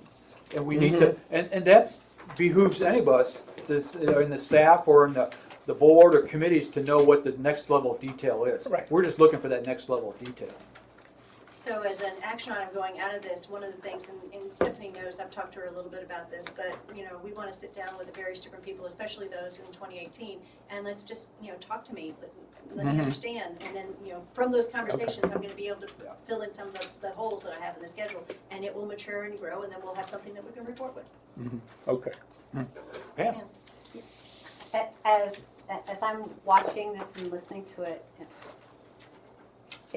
whether you're for the CMP or against the CMP, whatever, I think that the very positive thing that's coming out of it is that it's going to make the village as a whole a stronger, better organized, more thoughtful community because of things like taking things and actually organizing them, setting parameters, setting priorities. So I think the CMP has done us a huge favor. And it's not to say that, what we've been doing so far and all the work that has been done before. We've got some hardworking people. Yeah. And their intent is excellent. It is not demeaning them in any way, but I think that this is another value-add layer that we could add that could make it even, we can all work smarter. I want to work Well- smarter. We have to work more effectively and efficiently. Let me go back in the history of Hot Springs Village. And I don't have the paragraph, and I know but if you go back and read a strategic plan of 2010, it says the village needs to hire a full-time project manager. That's our history. That was recognized in 2010. That, and again, we didn't act on that recommendation because of other different things. This is our, as a CMP advisory committee, a way for us to advise and to do this forward to the board, the staff, and to the property owners. Because I think the property owners will get something out of this, and that say, here's why all these things have to go in certain sequence. Why aren't you fixing my road? Well, guess what? We're not fixing your road because we got to do a culvert on it first. And I'm sure Jason hears that all the time. Why aren't you fixing my road? Well, we're waiting to fix that road till we get that culvert fixed, then we'll come in and fix the whole road. Any other comments, questions? Thank you, Nikki. You're welcome. Great presentation. Thank you. Good job. Yeah, really interesting. Here's your education for the day. This is, Am I also next? you're next on your stakeholder information exchange map. Ah, okay. So leave the light off there, Maxine. Maybe not, I'm sorry. And this actually came from our very first meeting from Buddy. He was saying, what do we as a committee owe to other parties and what do other parties have for us? And I thought, being a visual person, I thought we needed to map this in a way because, we've talked about how important it is to identify stakeholders and all that, but there's expectations and there's communication, there's information, and I was trying to map that. So this committee, we have three primary areas that we have to focus on, which is the board, the staff, and the property owners. So from the board's perspective, blue arrows are information we give to them. Orange arrows are information that they give to us. So from the board, they give us priority guidance, clarification, and the governance documents. To the board, stakeholder feedback, identified gaps, and the annual report are something that we owe them. From the staff, we're going to get support that they can give us by providing us data and resources. To the staff, we're going to provide them with the SWOT analyses and budget recommendations based on the things that we've identified. And say when it's budget recommendations, it's based on the 271 recommendations. Here's the recommendation. It's more than just budget too. Okay. It's more. We need to say it's more than just budget because some of those things, do this, may not actually have a budget tail on them right now. It may have some other tail on it. Strategy recommendations? Yeah. Under, I would just say strategy recommendations right now because that's what our Versus first thing budget. is marketing is give them strategy. I can change that. As far as your staff committees, does that come under POA staff? Yeah. Yeah. Issues? I can change that. And then the third area is the property owners.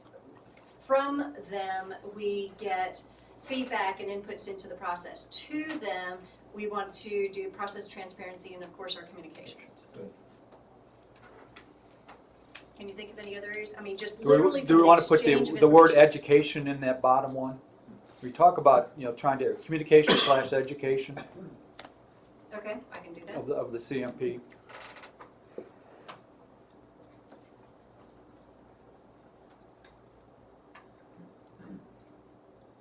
The nice thing about having a computer. Anybody else? Murray, you got any thoughts on this? Clint, Patricia, anything else that we need to? Good, it's really good. Again, I think it's a Visual great people, start, and we'll develop it as it comes Yeah. along. But We'll learn it. Yeah. We'll Mm-hmm. learn. That's excellent. But it's an excellent start. Yes, it is. I think it's just something to keep in mind that as we go forward, I mean, communication's happening, I just want intent to make sure that we're meeting the expectations and establishing expectations in terms of what information do we need from and then what information will we give to our various stakeholders. Okay. Excellent. Thank you, Nikki. You're welcome. Okay, now you can turn the light on, Maxine.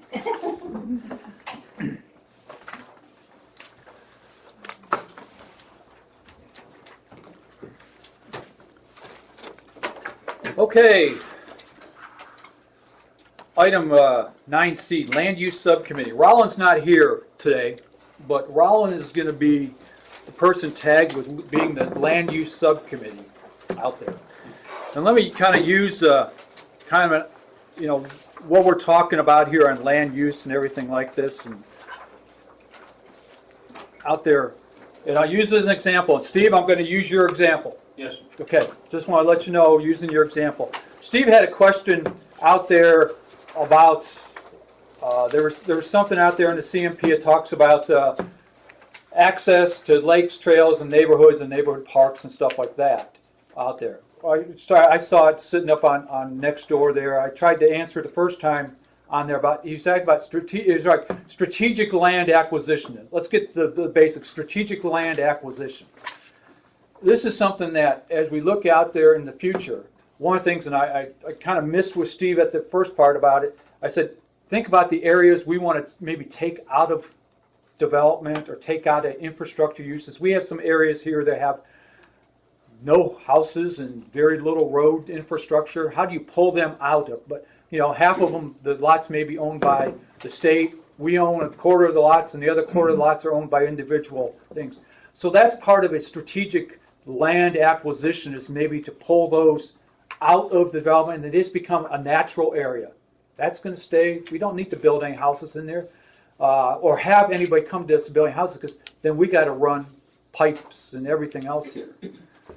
We had the, and it's not cheap running stuff. When we had to do that to one house in the center of the village, it cost us $50,000 to get utilities for it.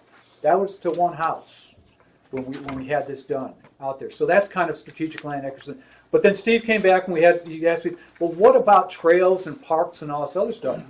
We may want to, and I'll use an example in my neighborhood.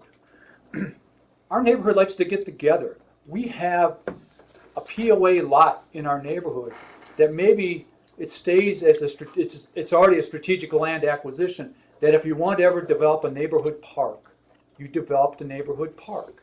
It's a gathering place for your neighbor. If a neighborhood wants to do that, you'd want to have, that'd be a strategic land acquisition for a neighborhood to come to the POA to say, hey, there's this lot down here, you guys, the POA owns it, type of stuff here. Can we develop it as our neighborhood park? Because that's one of the things that we really don't have in our community. It's very many neighborhood parks. We have our bigger parks. We have kind of DeSoto Park. We have Grove Park.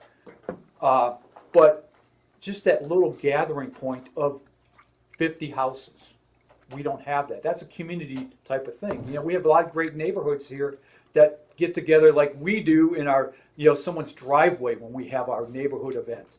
But why don't you have some type of gathering area there that the neighborhood wants to take over? So that'd be a strategic thing. If we want to stay in our natural characteristic, there may be some other areas like Cooper did on the northeast section of the community. He took all that land, and that's a nature preserve up there north of Granada Golf Course. If you haven't been up there, there's trails up there. It's natural area up there. Be prepared. You might meet something that, just saying, you might meet someone out there slithering out there. But that would be some areas that we do a strategic land acquisition, because we want to just think about a future trail system. We have a good trail right down the middle of the village, but if you go to other places, they have trails that, other communities, they have trails that go all their different ways. So if we want to try to do something, maybe you have lots where you just take them out of the inventory and they become a new trail system there. So that's what I'm saying, strategic land acquisition out there. But that is a case in point that Rowland, and as we stand up a land use subcommittee, would be items he would be dealing with. So does everybody kind of understand that type of stuff here? So that's where Rowland is. It's going to be an interesting perspective. It's not so much, down the road there may be other type of strategic land acquisitions, but right now I can tell you the POA doesn't have the money to buy lots of stuff. Right, Liz? I mean, this is we own some stuff. There's some stuff we might be able to get a little different areas there, a little cheaper off the Secretary of State's or land bank or whatever the Commissioner of Lands type of thing, yeah. That's Renee. That's Renee's stuff. But that's where we're going with land use, and does anybody on the committee have any questions on that? So this is going to be and there's recommendations out there. You need to look at the recommendations in the CMP, but that's where you kind of go there. Okay. Jody's not here today. I sent that email out with the just looking at the things that potentially are blocking. You know, that when Jody talked about the legal restrictions on some of our recommendations. So I went there and made, well, we have 14 of them. They counted up that just off of that. That when she is able to be here, we'll sit and we'll start working our way through those. You sent an email? I sent an email, May 18th, 2019 at 3:29 p.m. Yes, sir. I don't think I got it either. Yeah. Okay, I'll go back and check. I got Resend if you I got wouldn't it. mind. I got CB3 Law, and I got Yep, that's it. Pam Avila at Sierra. Sometime it may, you get Okay. this many names that you get spam catched. Okay. Now I'm already in your spam. Gosh. But there's a list. I can resend it. Yes, please. that'd be Resend awesome. that. But it had some of these recommendations. Buddy, I sent it to you too. Man, I'm already in your spam. I didn't get it. Okay, I'll resend Just it to to everybody. add to that, some of these servers block, multiple sending items even before we get it in our, it's not in our spam file. It was stopped way before, so that's something to think about. And some of these, just when I titled them, it's easements, zoning, setbacks, replatting, roadway, right-of-way, ground lease agreements, diverse housing, higher density housing, unbuildable lot consolidation, outside developers, requested developers, developer workforce, pocket neighborhoods, replatting policies, transfer of development rights, cluster development. Those are kind of recommendations that are out there that we need to work with Jody and see what is truly legal and what isn't legal. Because I think she said they're all not legal. I will tell you that there's probably two sides to the story right now. By legal, you mean that we can't do them based on the covenants? Yes, the Declaration of Covenants. Right. Not okay. because the state of Arkansas. Not because the state of Arkansas, Right. because of that. So that's why I just wanted to make a list that we had a starting point to say, all right, when Jody said that last time, it's like, okay, let's go through and see which ones we need to start That's having important to know. have the conversation on, because that recommendation. And Clint, I know you're not an Arkansas lawyer, you're a Texas lawyer, but it's one of those I'll be happy to, look at. Yeah. But, you have to look at, it's the old saying, her ox is, her company's ox is the one getting gored if, so Yeah. maybe it's not getting gored. Maybe that's just their fear. So. Or maybe it's allowed or not. We need to look at it independently. And I think it's good that we're in we have the conversation, because when we did this, I had probably a 15-minute conversation with Jody 2 weeks ago about this.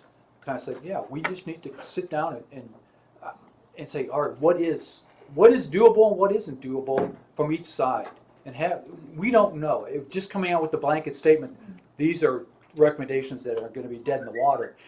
Probably not going to be that type of stuff here. So that's why we have Jody on the committee, that we can have this conversation. And there may be some things on there that they don't care about.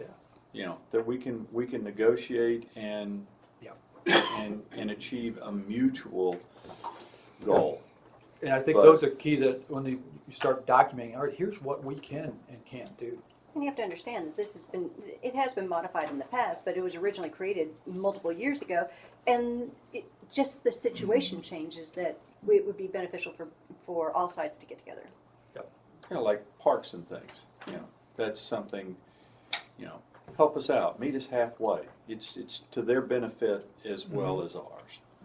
I think if we're all working toward that, that's good. But just to hear one side of it and no, you can't do that.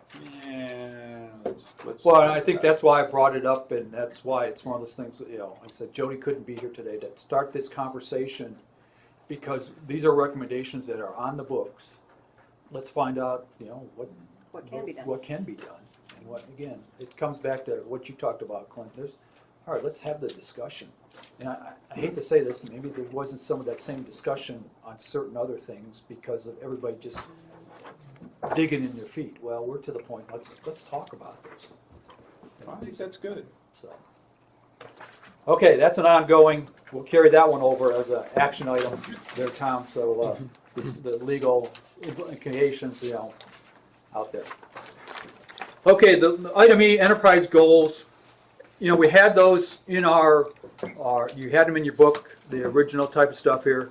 Still marching to it. We will continue to try to support our advice to the best possible to meet the enterprise goals, but some of them we won't make.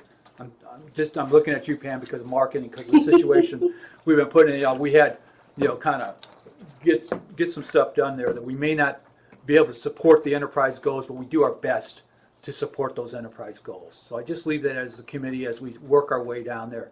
We do our best to support the enterprise goals for the board and the staff.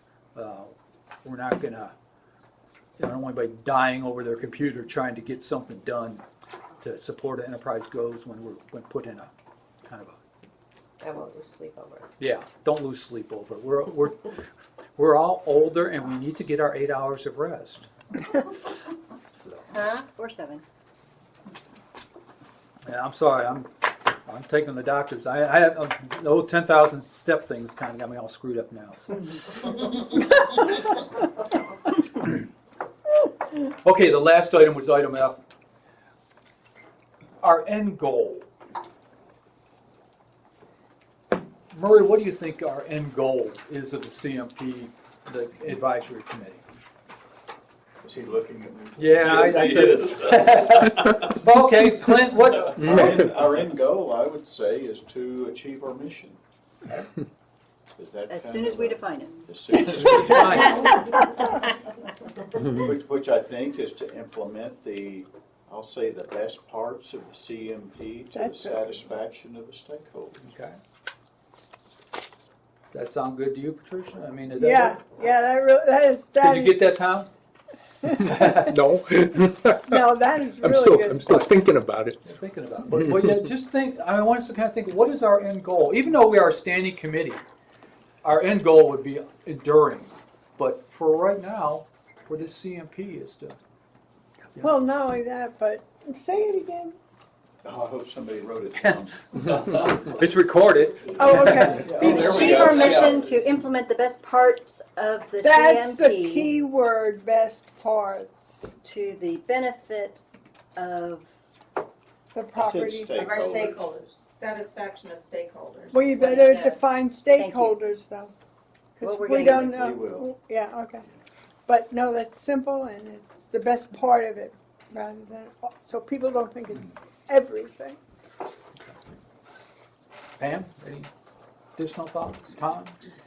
I mean, I'm just trying to, say, what is it? What are we shooting for in the end goal? We're going to have our goals and objectives, kind of our shorter near terms, but what is our end goal? So, for... I guess I got lost with the terminology of end because there is There's no no end. end. But the overarching Yeah. goal is, I mean, I got to agree with Murray, is for us to continuously fulfill the mission statement. But as he said, when you say best parts, that presumably implies prioritization because there's a million parts to it. I mean, there's no end to parts to it. And I think one of the things that, and one of the things I see as part of our end goal is to identify too what wasn't done in the CMP. I think we're going to find some things that, oh gosh, they should have really made a recommendation here. We need to advise them. They need to be doing, the board or the staff should be doing this. I think you're going to find that out in marketing really quick. And some things that, hey, here's how we advise even above and beyond type of things. We need to kind of, and that's where I kind of, the people sitting on the side there say, yeah, there's some things that didn't get written into the CMP that probably should have been written into the CMP. Well, 3 or 5 years from now, It's all, there's the world is going to change. Yeah. And we have to change, or we have to adapt as the world changes. There's just no way that 5 years from now, if you were to repeat the CMP exercise, you're going to end up with the same bunch of stuff. There's going to be new stuff in there. Well, it's a breathing, living document from that point of view.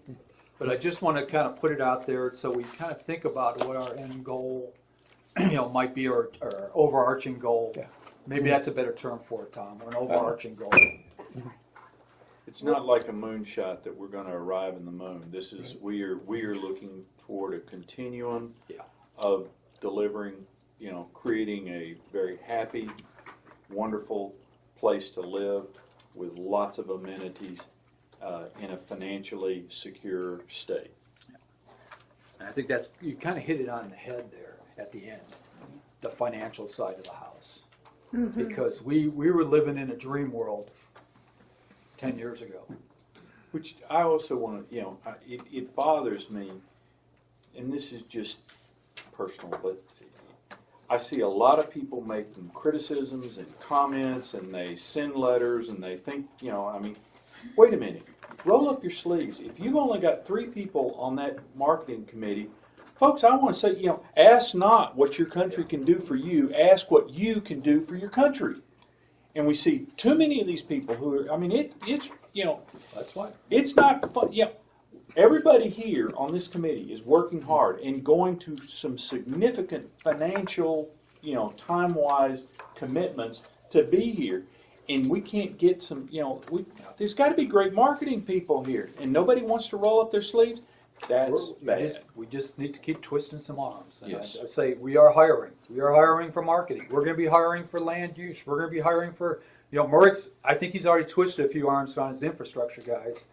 He's probably. Yeah, it's hard They've got because great- the talent is there. Yeah.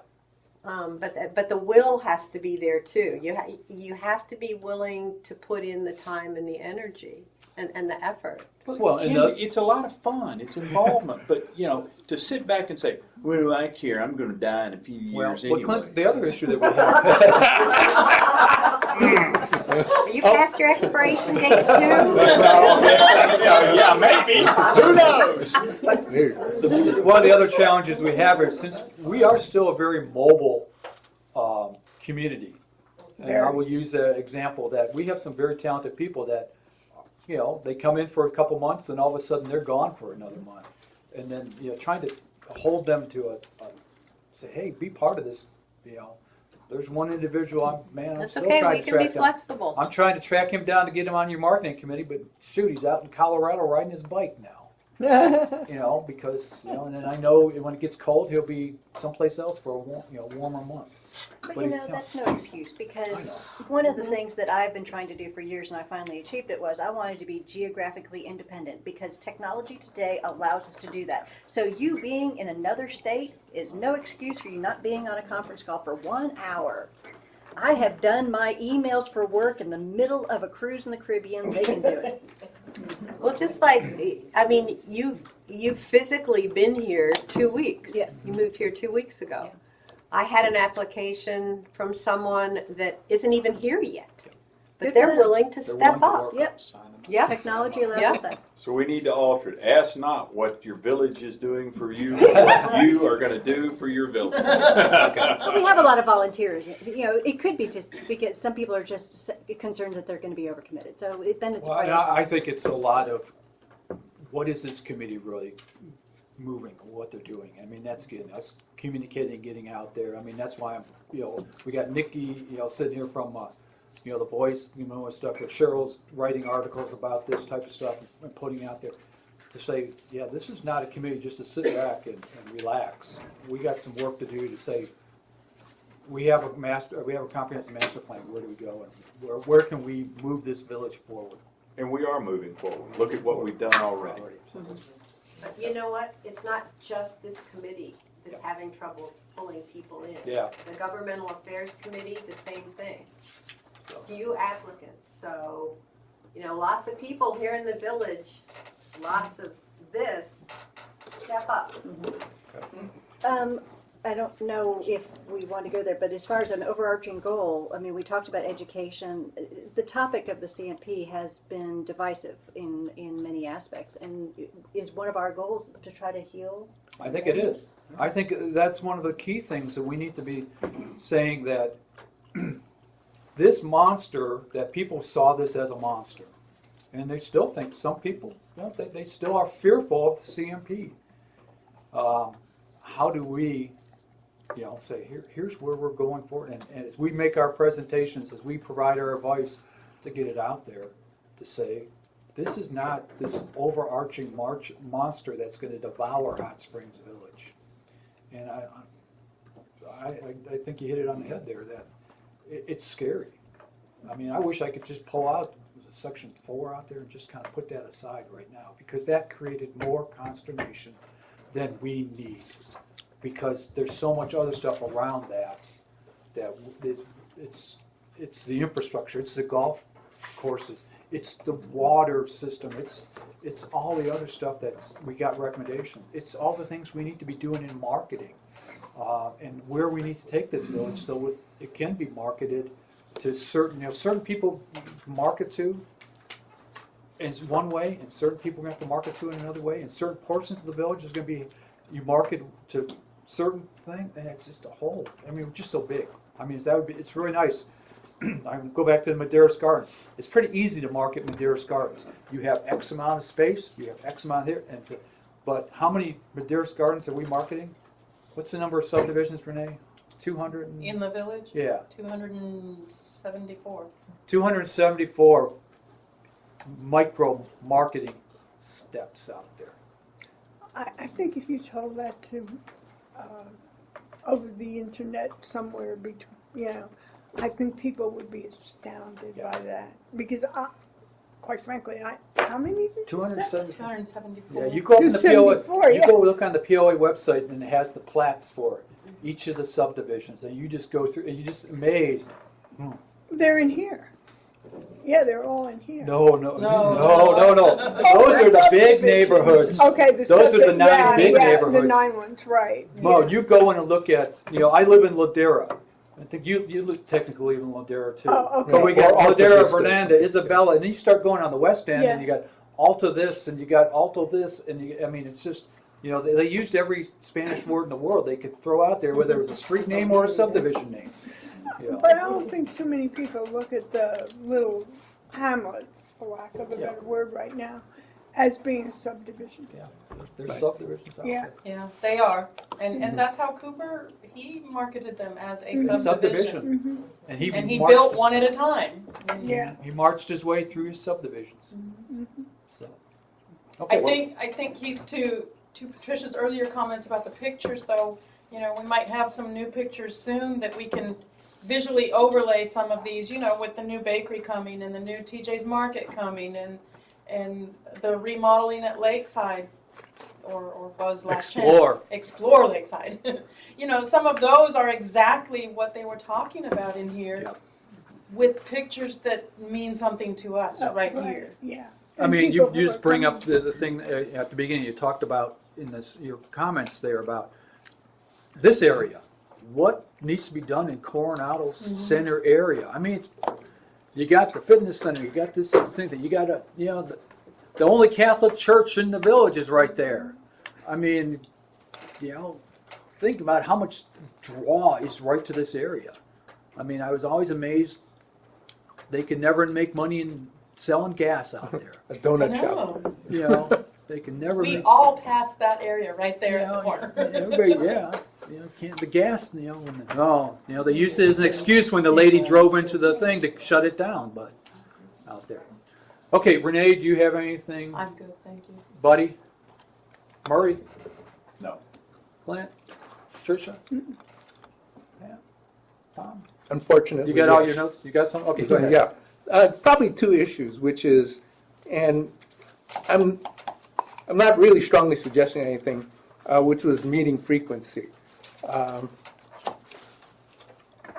Theoretically, I think we have a lot on our plates, Yeah.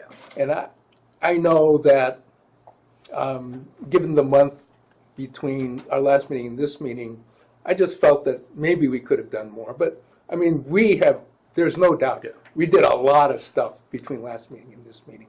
So I'm not really pushing for more frequent meetings. However, that dovetails into, we talked a lot about high-level goals, and that's really important. But I'm starting to wonder, this committee is where we are today. Where do we expect or want to be in, say, 12/31/19, and maybe looking much further out, 12/31/20? So I'm thinking in terms of a 6-month and an 18-month, where do we want to be, which would then be specific goals. And we're starting to have a lot of stuff that's, taking shape. You really can't say where you want to be with the marketing subcommittee other than, they're up and running. Correct. And it looks like we're committing for a land use subcommittee, and the project management thing will start to take up bandwidth, but I'm just wondering at what point I think we would start to focus on that, which then may or may not drive meeting frequency, I don't know. And you got a good point there, because, where do we want to be in December?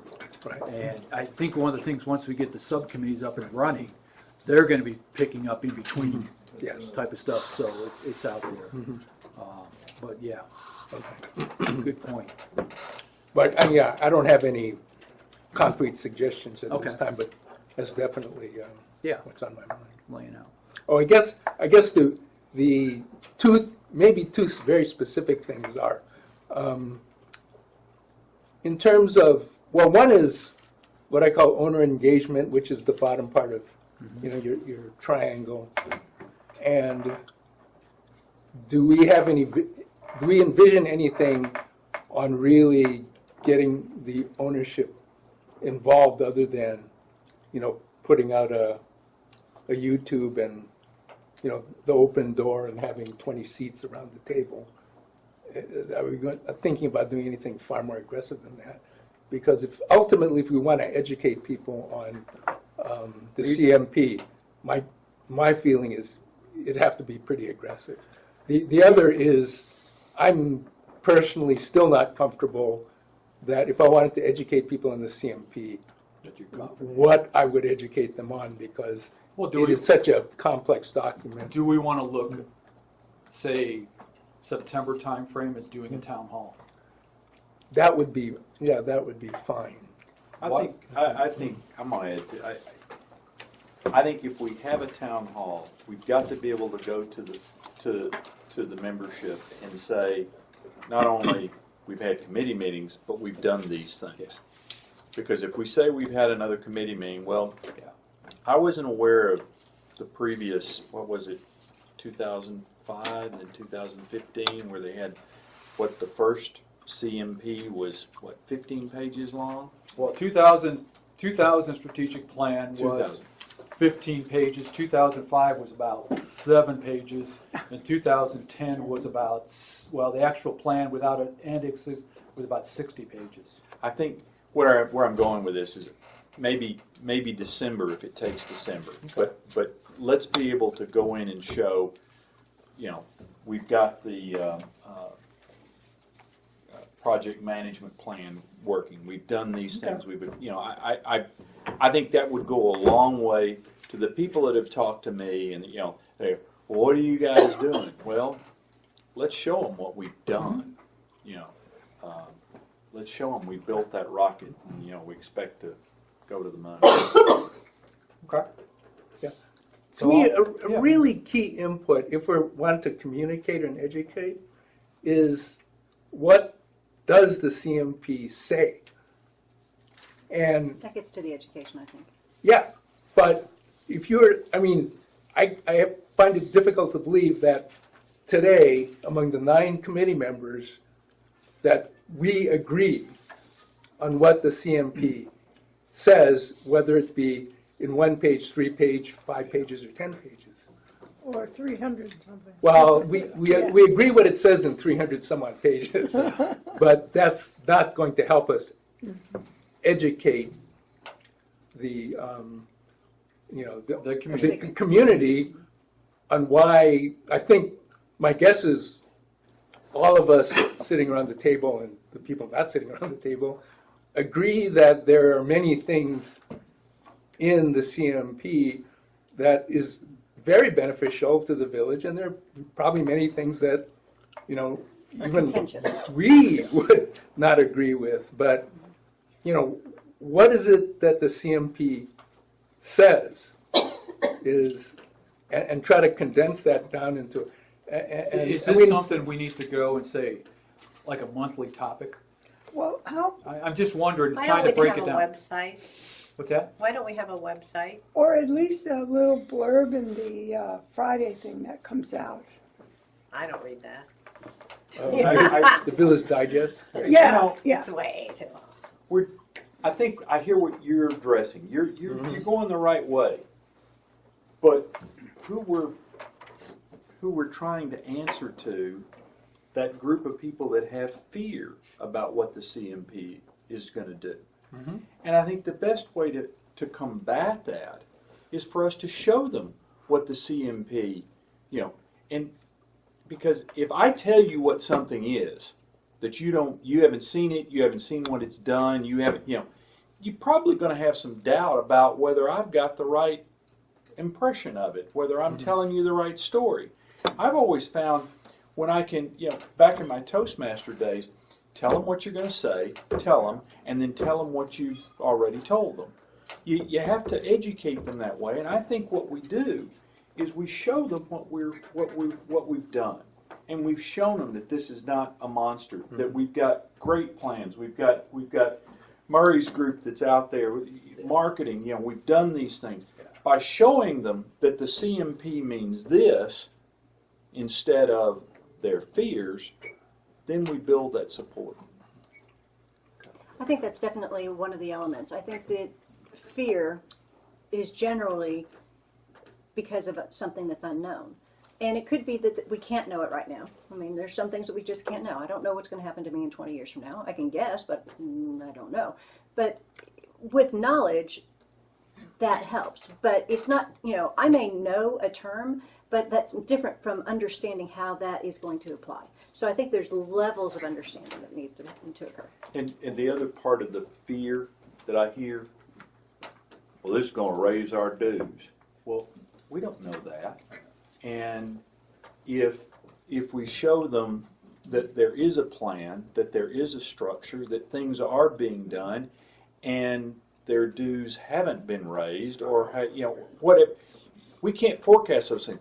But by showing them what's happening and what's being done, I think that is the best education we can give. But we've got to. But it goes back to that word education, and that's kind of our challenge is getting the education and out there. I think a good starting point was Nikki's monthly 5-minute educational subject. Yeah. It's how do we get it out to the appropriate place. And then remember how many seconds we've got of their attention. Yeah. Well, that's kind 15. of what you said about the Village Digest. Some people read the Village Digest. Pam, Yeah, because it takes more than 15 seconds Yeah. to read it. But here's the thing. If I'm interested, you can have more than 15 seconds. yeah. Yes, yeah. Right. People are asking what's happening. It's all in there. You've made the choice to read it or not read it, but it's there. Yeah. And that's the bigger challenge we have. You ask about the website.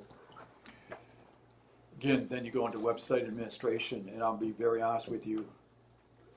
It's right now the challenge of navigating our website can be daunting to our staff, or not to our community. That's still it's daunting to get there. If you know how to do the website, you can get there really. You know where to go. Blah blah blah blah blah. But by God, if you want to find the minutes of such and such, you're going, where the heck do I go?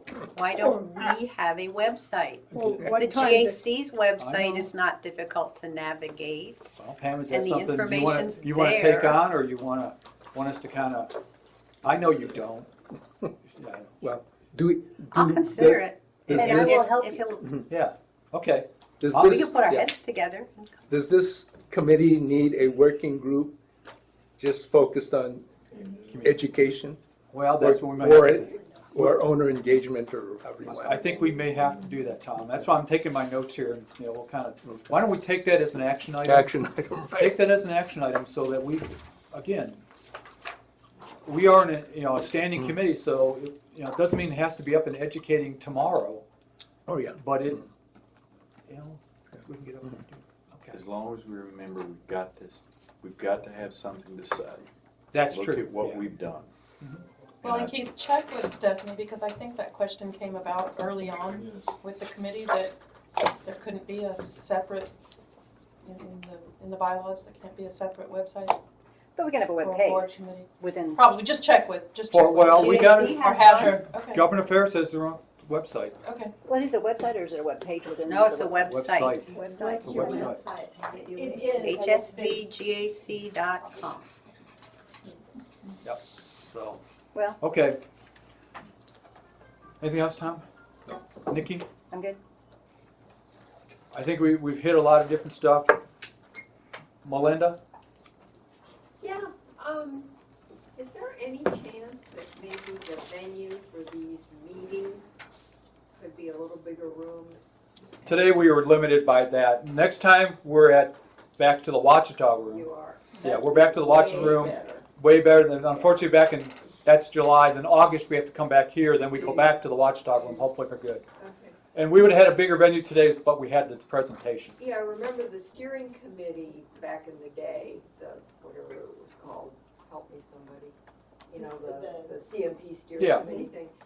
They were at the Watchtower room, they sort of did a big Yeah. U-shaped table, but the audience, there was more room. Well, last time we had the doors open, We had 2 rooms. we had 2 rooms, Yeah. but since we had a And presentation. then maybe we can video. There's Well, there's been a huge problem because of the things already scheduled I know. for the Washington building. They wanted to try to have them all over there, but they. Yeah. Get their priorities Next straight. year, next Okay. year will be It was a different. blood okay? drive. I like the way you think. Okay. Okay. Anything else, Melinda? No. Chuck? I thought it was a great meeting. I'm impressed. Good. I'm just anxious to see the Well, we're anxious marketing to subcommittee. get you working. Pardon? We're anxious to get you working. So, Get that charter out. well, talk to this man here to make sure it passes next week. So stand up there and politic. It's not being It's always voted on. been Ratified or whatever. Doesn't have to pass. Joe or Cheryl? Anything? Okay. I'm learning quite a bit. Good. With the meeting. Okay, so- I don't agree with everything, and Okay. I'm gonna keep coming. Okay. Cheryl? Me too. Okay. Yeah, I appreciate hearing how the committee is looking at the CMP.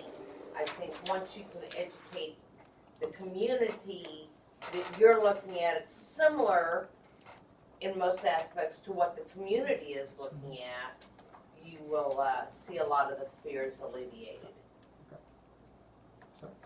It seems to me that you've got a document that's way too big. Yep. If we implemented a 50-page document with all the good ideas that were presented at that time, we'd be a hell of a lot better off as a community.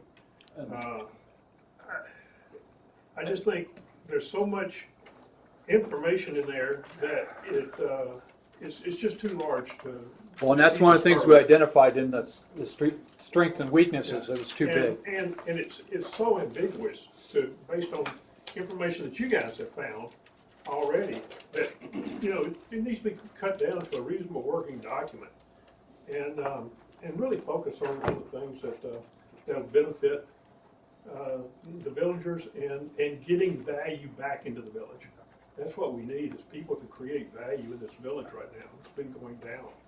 And if we can turn that thing around and show the villagers that we're creating value for their properties, then I think we'll get a lot more.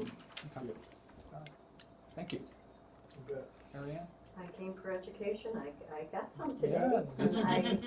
I want to thank each and every one of you. I'm just amazed at the And we're going to have other subcommittees opening up, so I'm looking for volunteers. No, I want to thank all of you. I worked at a Fortune 35 company in the legal department. You have massive projects. This is the way you do.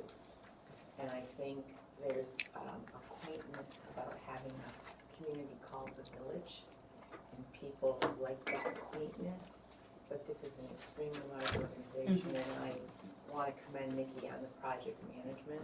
That's the way we did things, and I do think that taking the CMP and putting it into a project management tool that bases it then on tasks gets the people and the emotion out of it. And I think that that will allow everybody to be project and task focused, and that will be helpful. So thank you very much. Nancy? I'm impressed, and thank you all for And we're stepping expecting up. our paychecks tomorrow. Yes, and you'll get yours when I get mine. Yeah. And I think the project management thing is great, and I would love to have a copy of your slide presentation Sure. if you would share it. Make sure I have your email address on that. Just happen to have a card right there. There you Yeah. No, I'm impressed also by what you accomplished today. You've really got a lot to. Okay, Thank you. If this was video, people who are working now, people who are golfing now, people who are fishing now, could see what you're actually going through, which is really impressive. But they don't know, so fear is still at the top. You're there, you're gonna just shove this down our throats, whether we like it or not. You have to show them that's not so. We hear you. Yeah. Okay, thanks, Maxine. I want to thank all of you too. You're doing a great job, and Nikki, you're a huge benefit to the committee. I've used that program or one similar to it before, and I'm wondering, does the staff have anything like that? If they don't, I'd sure like to see us empower them with the program With like project that. management scheduling? Yeah. Or- yeah. Yeah, Jason, they do you don't have- you it. guys They're have the it? ones. I'm used to Primavera and Microsoft Office project. Yeah. We've got some templates in Excel that we've used for some projects that are not quite that detailed and elaborate. So do they automatically, as you change a date, does it automatically change all the way down? Yeah, it'll Okay. moderate Yeah. down. There are lots of scheduling software tools. What we could do is, and some of them are free, or almost free, so this one isn't, but there are some. It just depends on what you're willing to put up with. Well, I'm just thinking the ultimate goal should be that the staff become empowered enough that we don't have to have committees to do all of these kinds of things in the long run. Yeah, the unfortunate thing of no matter where you're in department, you got to have volunteer support. We just don't have the staff numbers to do all this stuff. We've learned that over the years. And one of the big problems answering your fear, and you said it right, giving us something that's going to shove it down our throats. By us being involved, not just the administration, not the board of directors, we are you. And we listen to you. And it doesn't get any better than that in my book. You know, we are you, and we're going to answer those fears, and we're going to produce. We are citizens of this community answering to you. Okay. I cannot speak highly enough that we need to have a phenomenal relationship with CCI. I wish Jody was here today. They are not the enemy. I didn't come for this committee. I came because of what Cooper built. And we have to get along with them and strive to have a great relationship. We're really dependent on Cooper. And Cooper's dependent on us because his property, and this is where I look at it, is he just sold Arvest Bank. I don't know if anybody know that. The Arvest Bank right outside the gate, he just sold that this week. It closed. But you know, his property values are based on how well our community's doing too. So it's a two-way street. So what happened there? What's wrong about it? I cannot You have talk. a property sitting there that's empty and not being taken care of, and now it has somebody they're going to. Well, I'm saying, but his property value, what he could get for that building, if the village goes in a bad direction, he can't get as much for his property. So it's a two-way street. I see that as, it's always been a two-way street with Cooper, because if the village is going great, his property's worth more. if the village is not going great, his property values come down. So I agree with you. We need to have the relationship. That's why I'm glad Joni's on the committee to have that discussion. And that's why even, when she talked about, here's the recommendations that are, we need to have those conversations. And it's not we, the committee, educating the property owners. You better be talking to them, and there better be dialogue, not just at the end of the meeting. I understand. Well, that's Let why. us be participating along the process of Nikki giving a good presentation. That's one of the challenges we have because it gets the controllability of a meeting too. So I'm being very honest with you. But no us versus them. So That just Understand. can't happen. We're all in it together. Yep. Okay. Steve? I had 3 or 4 things, but I know everybody's ready to go, as am I. So I'm going to hold my comments to only one today. First, I'd like to say that this is the first one of these meetings I've gotten to attend. I plan on attending all of them that I possibly can. And I'd like to say that my wife and I love the village. We did not move here because we searched out where to live. We moved here for my in-laws because of their health. But when we got here, I love golf, so this is a golf heaven. My wife loves her house. We love the village. And so we love this place. We love what we found. So I want to say that first off. Now, don't take my next statement critical, although it's going to be a little critical, and I'm meaning it as constructive criticism.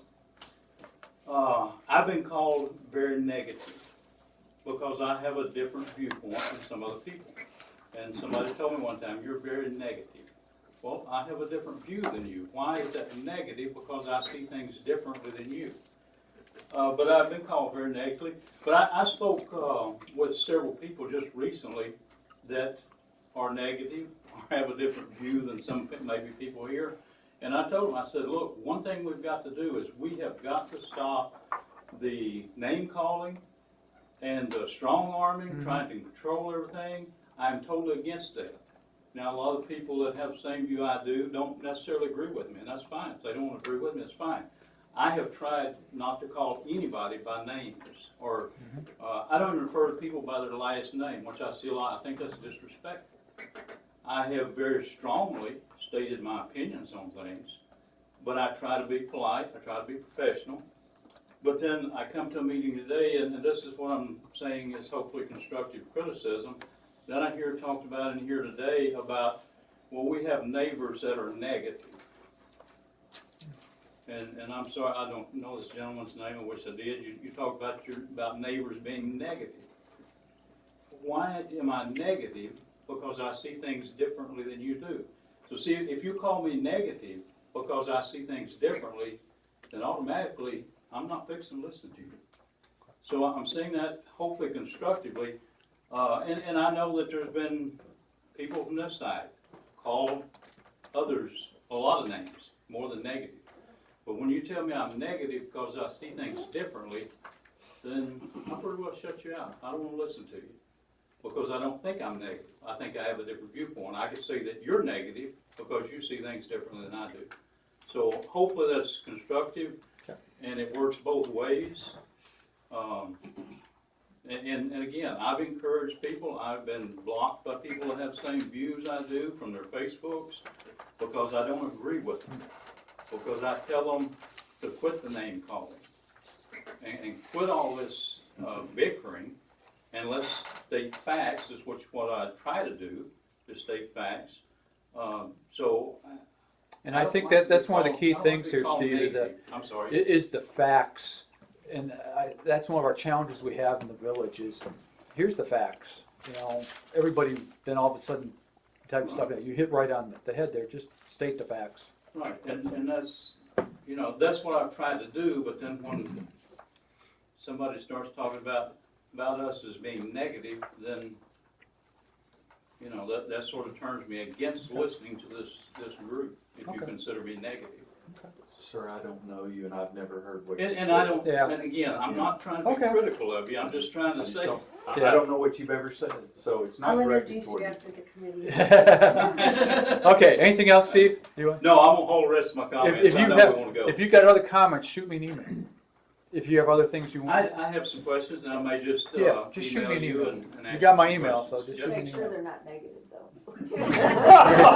They're all You forget, I served on the board for 3 years. I've seen some stuff you wouldn't believe come through my email. So Marcy's the same thing, Buddy, and type stuff. All right, Marcy.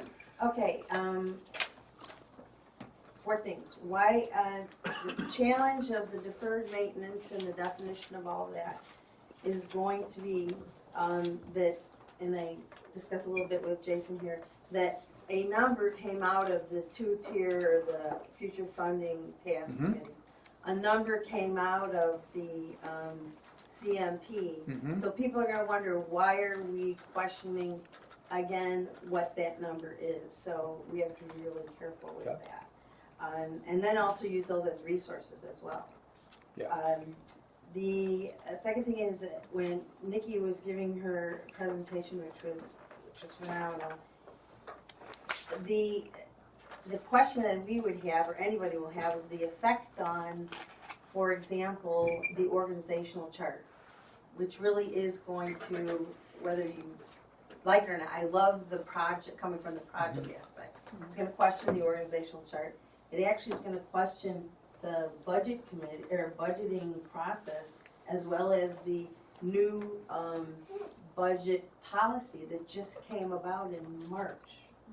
So there is stuff in our bylaws and in our whole organization that you're going to come up against, and I don't know what that looks like. Again, remember, Marcy, we're an advisory committee. Understood. And so if we come up with something like that, then we provide the advice to our, the board, the staff, and the property owners. Here's the advice we I'm provide. just saying, either they're going to be duplicating services, or don't be afraid of actually advising on those things, because nothing is ever written in stone. That's okay. And the third thing is, as far as the CMP is concerned, the actual document, I agree that it's too big, and it may be a marketing tool as well for the property owners. But it can always be reorganized as a plan with an addendum. Yeah. Just like the zoning codes were always a secondary source, that wasn't meant to be put inside that thing. That would have made it even worse. So it could become a revised plan with an addendum, and more people would actually Would read it. Yeah. And then the last thing is, I totally agreed with Tom in the first thing when he said, the property owners, input, or what was your engagement? Engagement. My first thing I wrote down was new subcommittee, because I said it shouldn't burden the actual marketing committee, but you always have to be selling to the people that are here or going to be here. And we want to educate them, which is a good word, but we want to gain their trust and ultimately gain their support. And that's only going to show up through transparency and just getting it out there. So it would not hurt to have an additional subcommittee. Oh yeah, for we're that gonna. purpose. Yeah, that's what as we sit there, there's more. There's a lot work. There's a lot of work to be done, and that's the challenge. As I'm just trying to get the first subcommittee launched, and it's been a little more challenging than we thought. I was hoping we'd already have them launched. Keith, what happened? It seems that between this meeting and then the board meeting and the fiasco board meeting and the follow-up that was better, and now there seems to have been some kind of compromise on you get marketing, you get finance. That wasn't transpiring. No, we've always had marketing, and then Liz, when they did the finance one, it was decided that the board would get finance. I mean, that was, Well, and the finance committee has been, is an action item in the CMP period Yeah. as a committee, as a standing committee. And there was a lot of community feedback about having Have the a separate finance finance committee committee. as a standing committee and not a subcommittee. So. yeah, there really hasn't been. It was Dale, a conversation that was almost happening before this committee even got set up and functional. And so I think that's kind of where it crossed over. So in the last meeting, you were like, well, we're gonna do marketing unless the board tells us they're Yeah. gonna do it. And the board What are has the this, other the board has said that it stays with the CMP. When, at that time, it was still a discussion item at the board level of those two committees. And then post our meeting, it was said, nope, the board, finance is gonna go in the direction of the board committee, marketing staying with the CMP, and we keep it as a subcommittee. And why is something getting ratified on the agenda versus voted on? You're using that word. It's the charter. That's, Subcommittees don't have to be voted on. yeah. It It doesn't have to be voted on. This is a, when we do if, let's say, land use, we do a charter, subcommittee charter on land use. Technically, it doesn't have to go to the board. It's a subcommittee. As long as it falls under our charter, we don't have to, but marketing is such a, I don't want to say hot topic, but maybe to use that, it's a hot topic that we wanted to make sure that what we were going to do with marketing in that charter, that the board had access to that and could see it. Because I mean, it's saying to the board, here's what we're going to do with marketing. If the board decided tomorrow to say, we want to do a board committee on marketing, we just hand them the charter and say, here, you might want to use this charter. It's probably a pretty good charter to use. But subcommittees usually don't have charters like this. This was just kind of go through all this process because of the sensitivity of that situation. I'll just leave it at that. I mean, we're going through a lot of work to get Pam to be able to launch on what she needs to do on marketing. Because guess what? There's nothing to be done on marketing, right, Pam? It's just, you're going to be done in a month. Do you understand what I'm saying? There's just this, sensitivity there. Make a motion to adjourn. Anybody, anything else, Marcy? No, I'm gonna talk to Pam. Okay. Jason and Liz, anything else? Thank you guys for everything. Okay. We're going to get you work. You don't have enough work to do. Okay, Clint's motion to adjourn, everybody. Second? Second. Okay, thank you, folks. We're all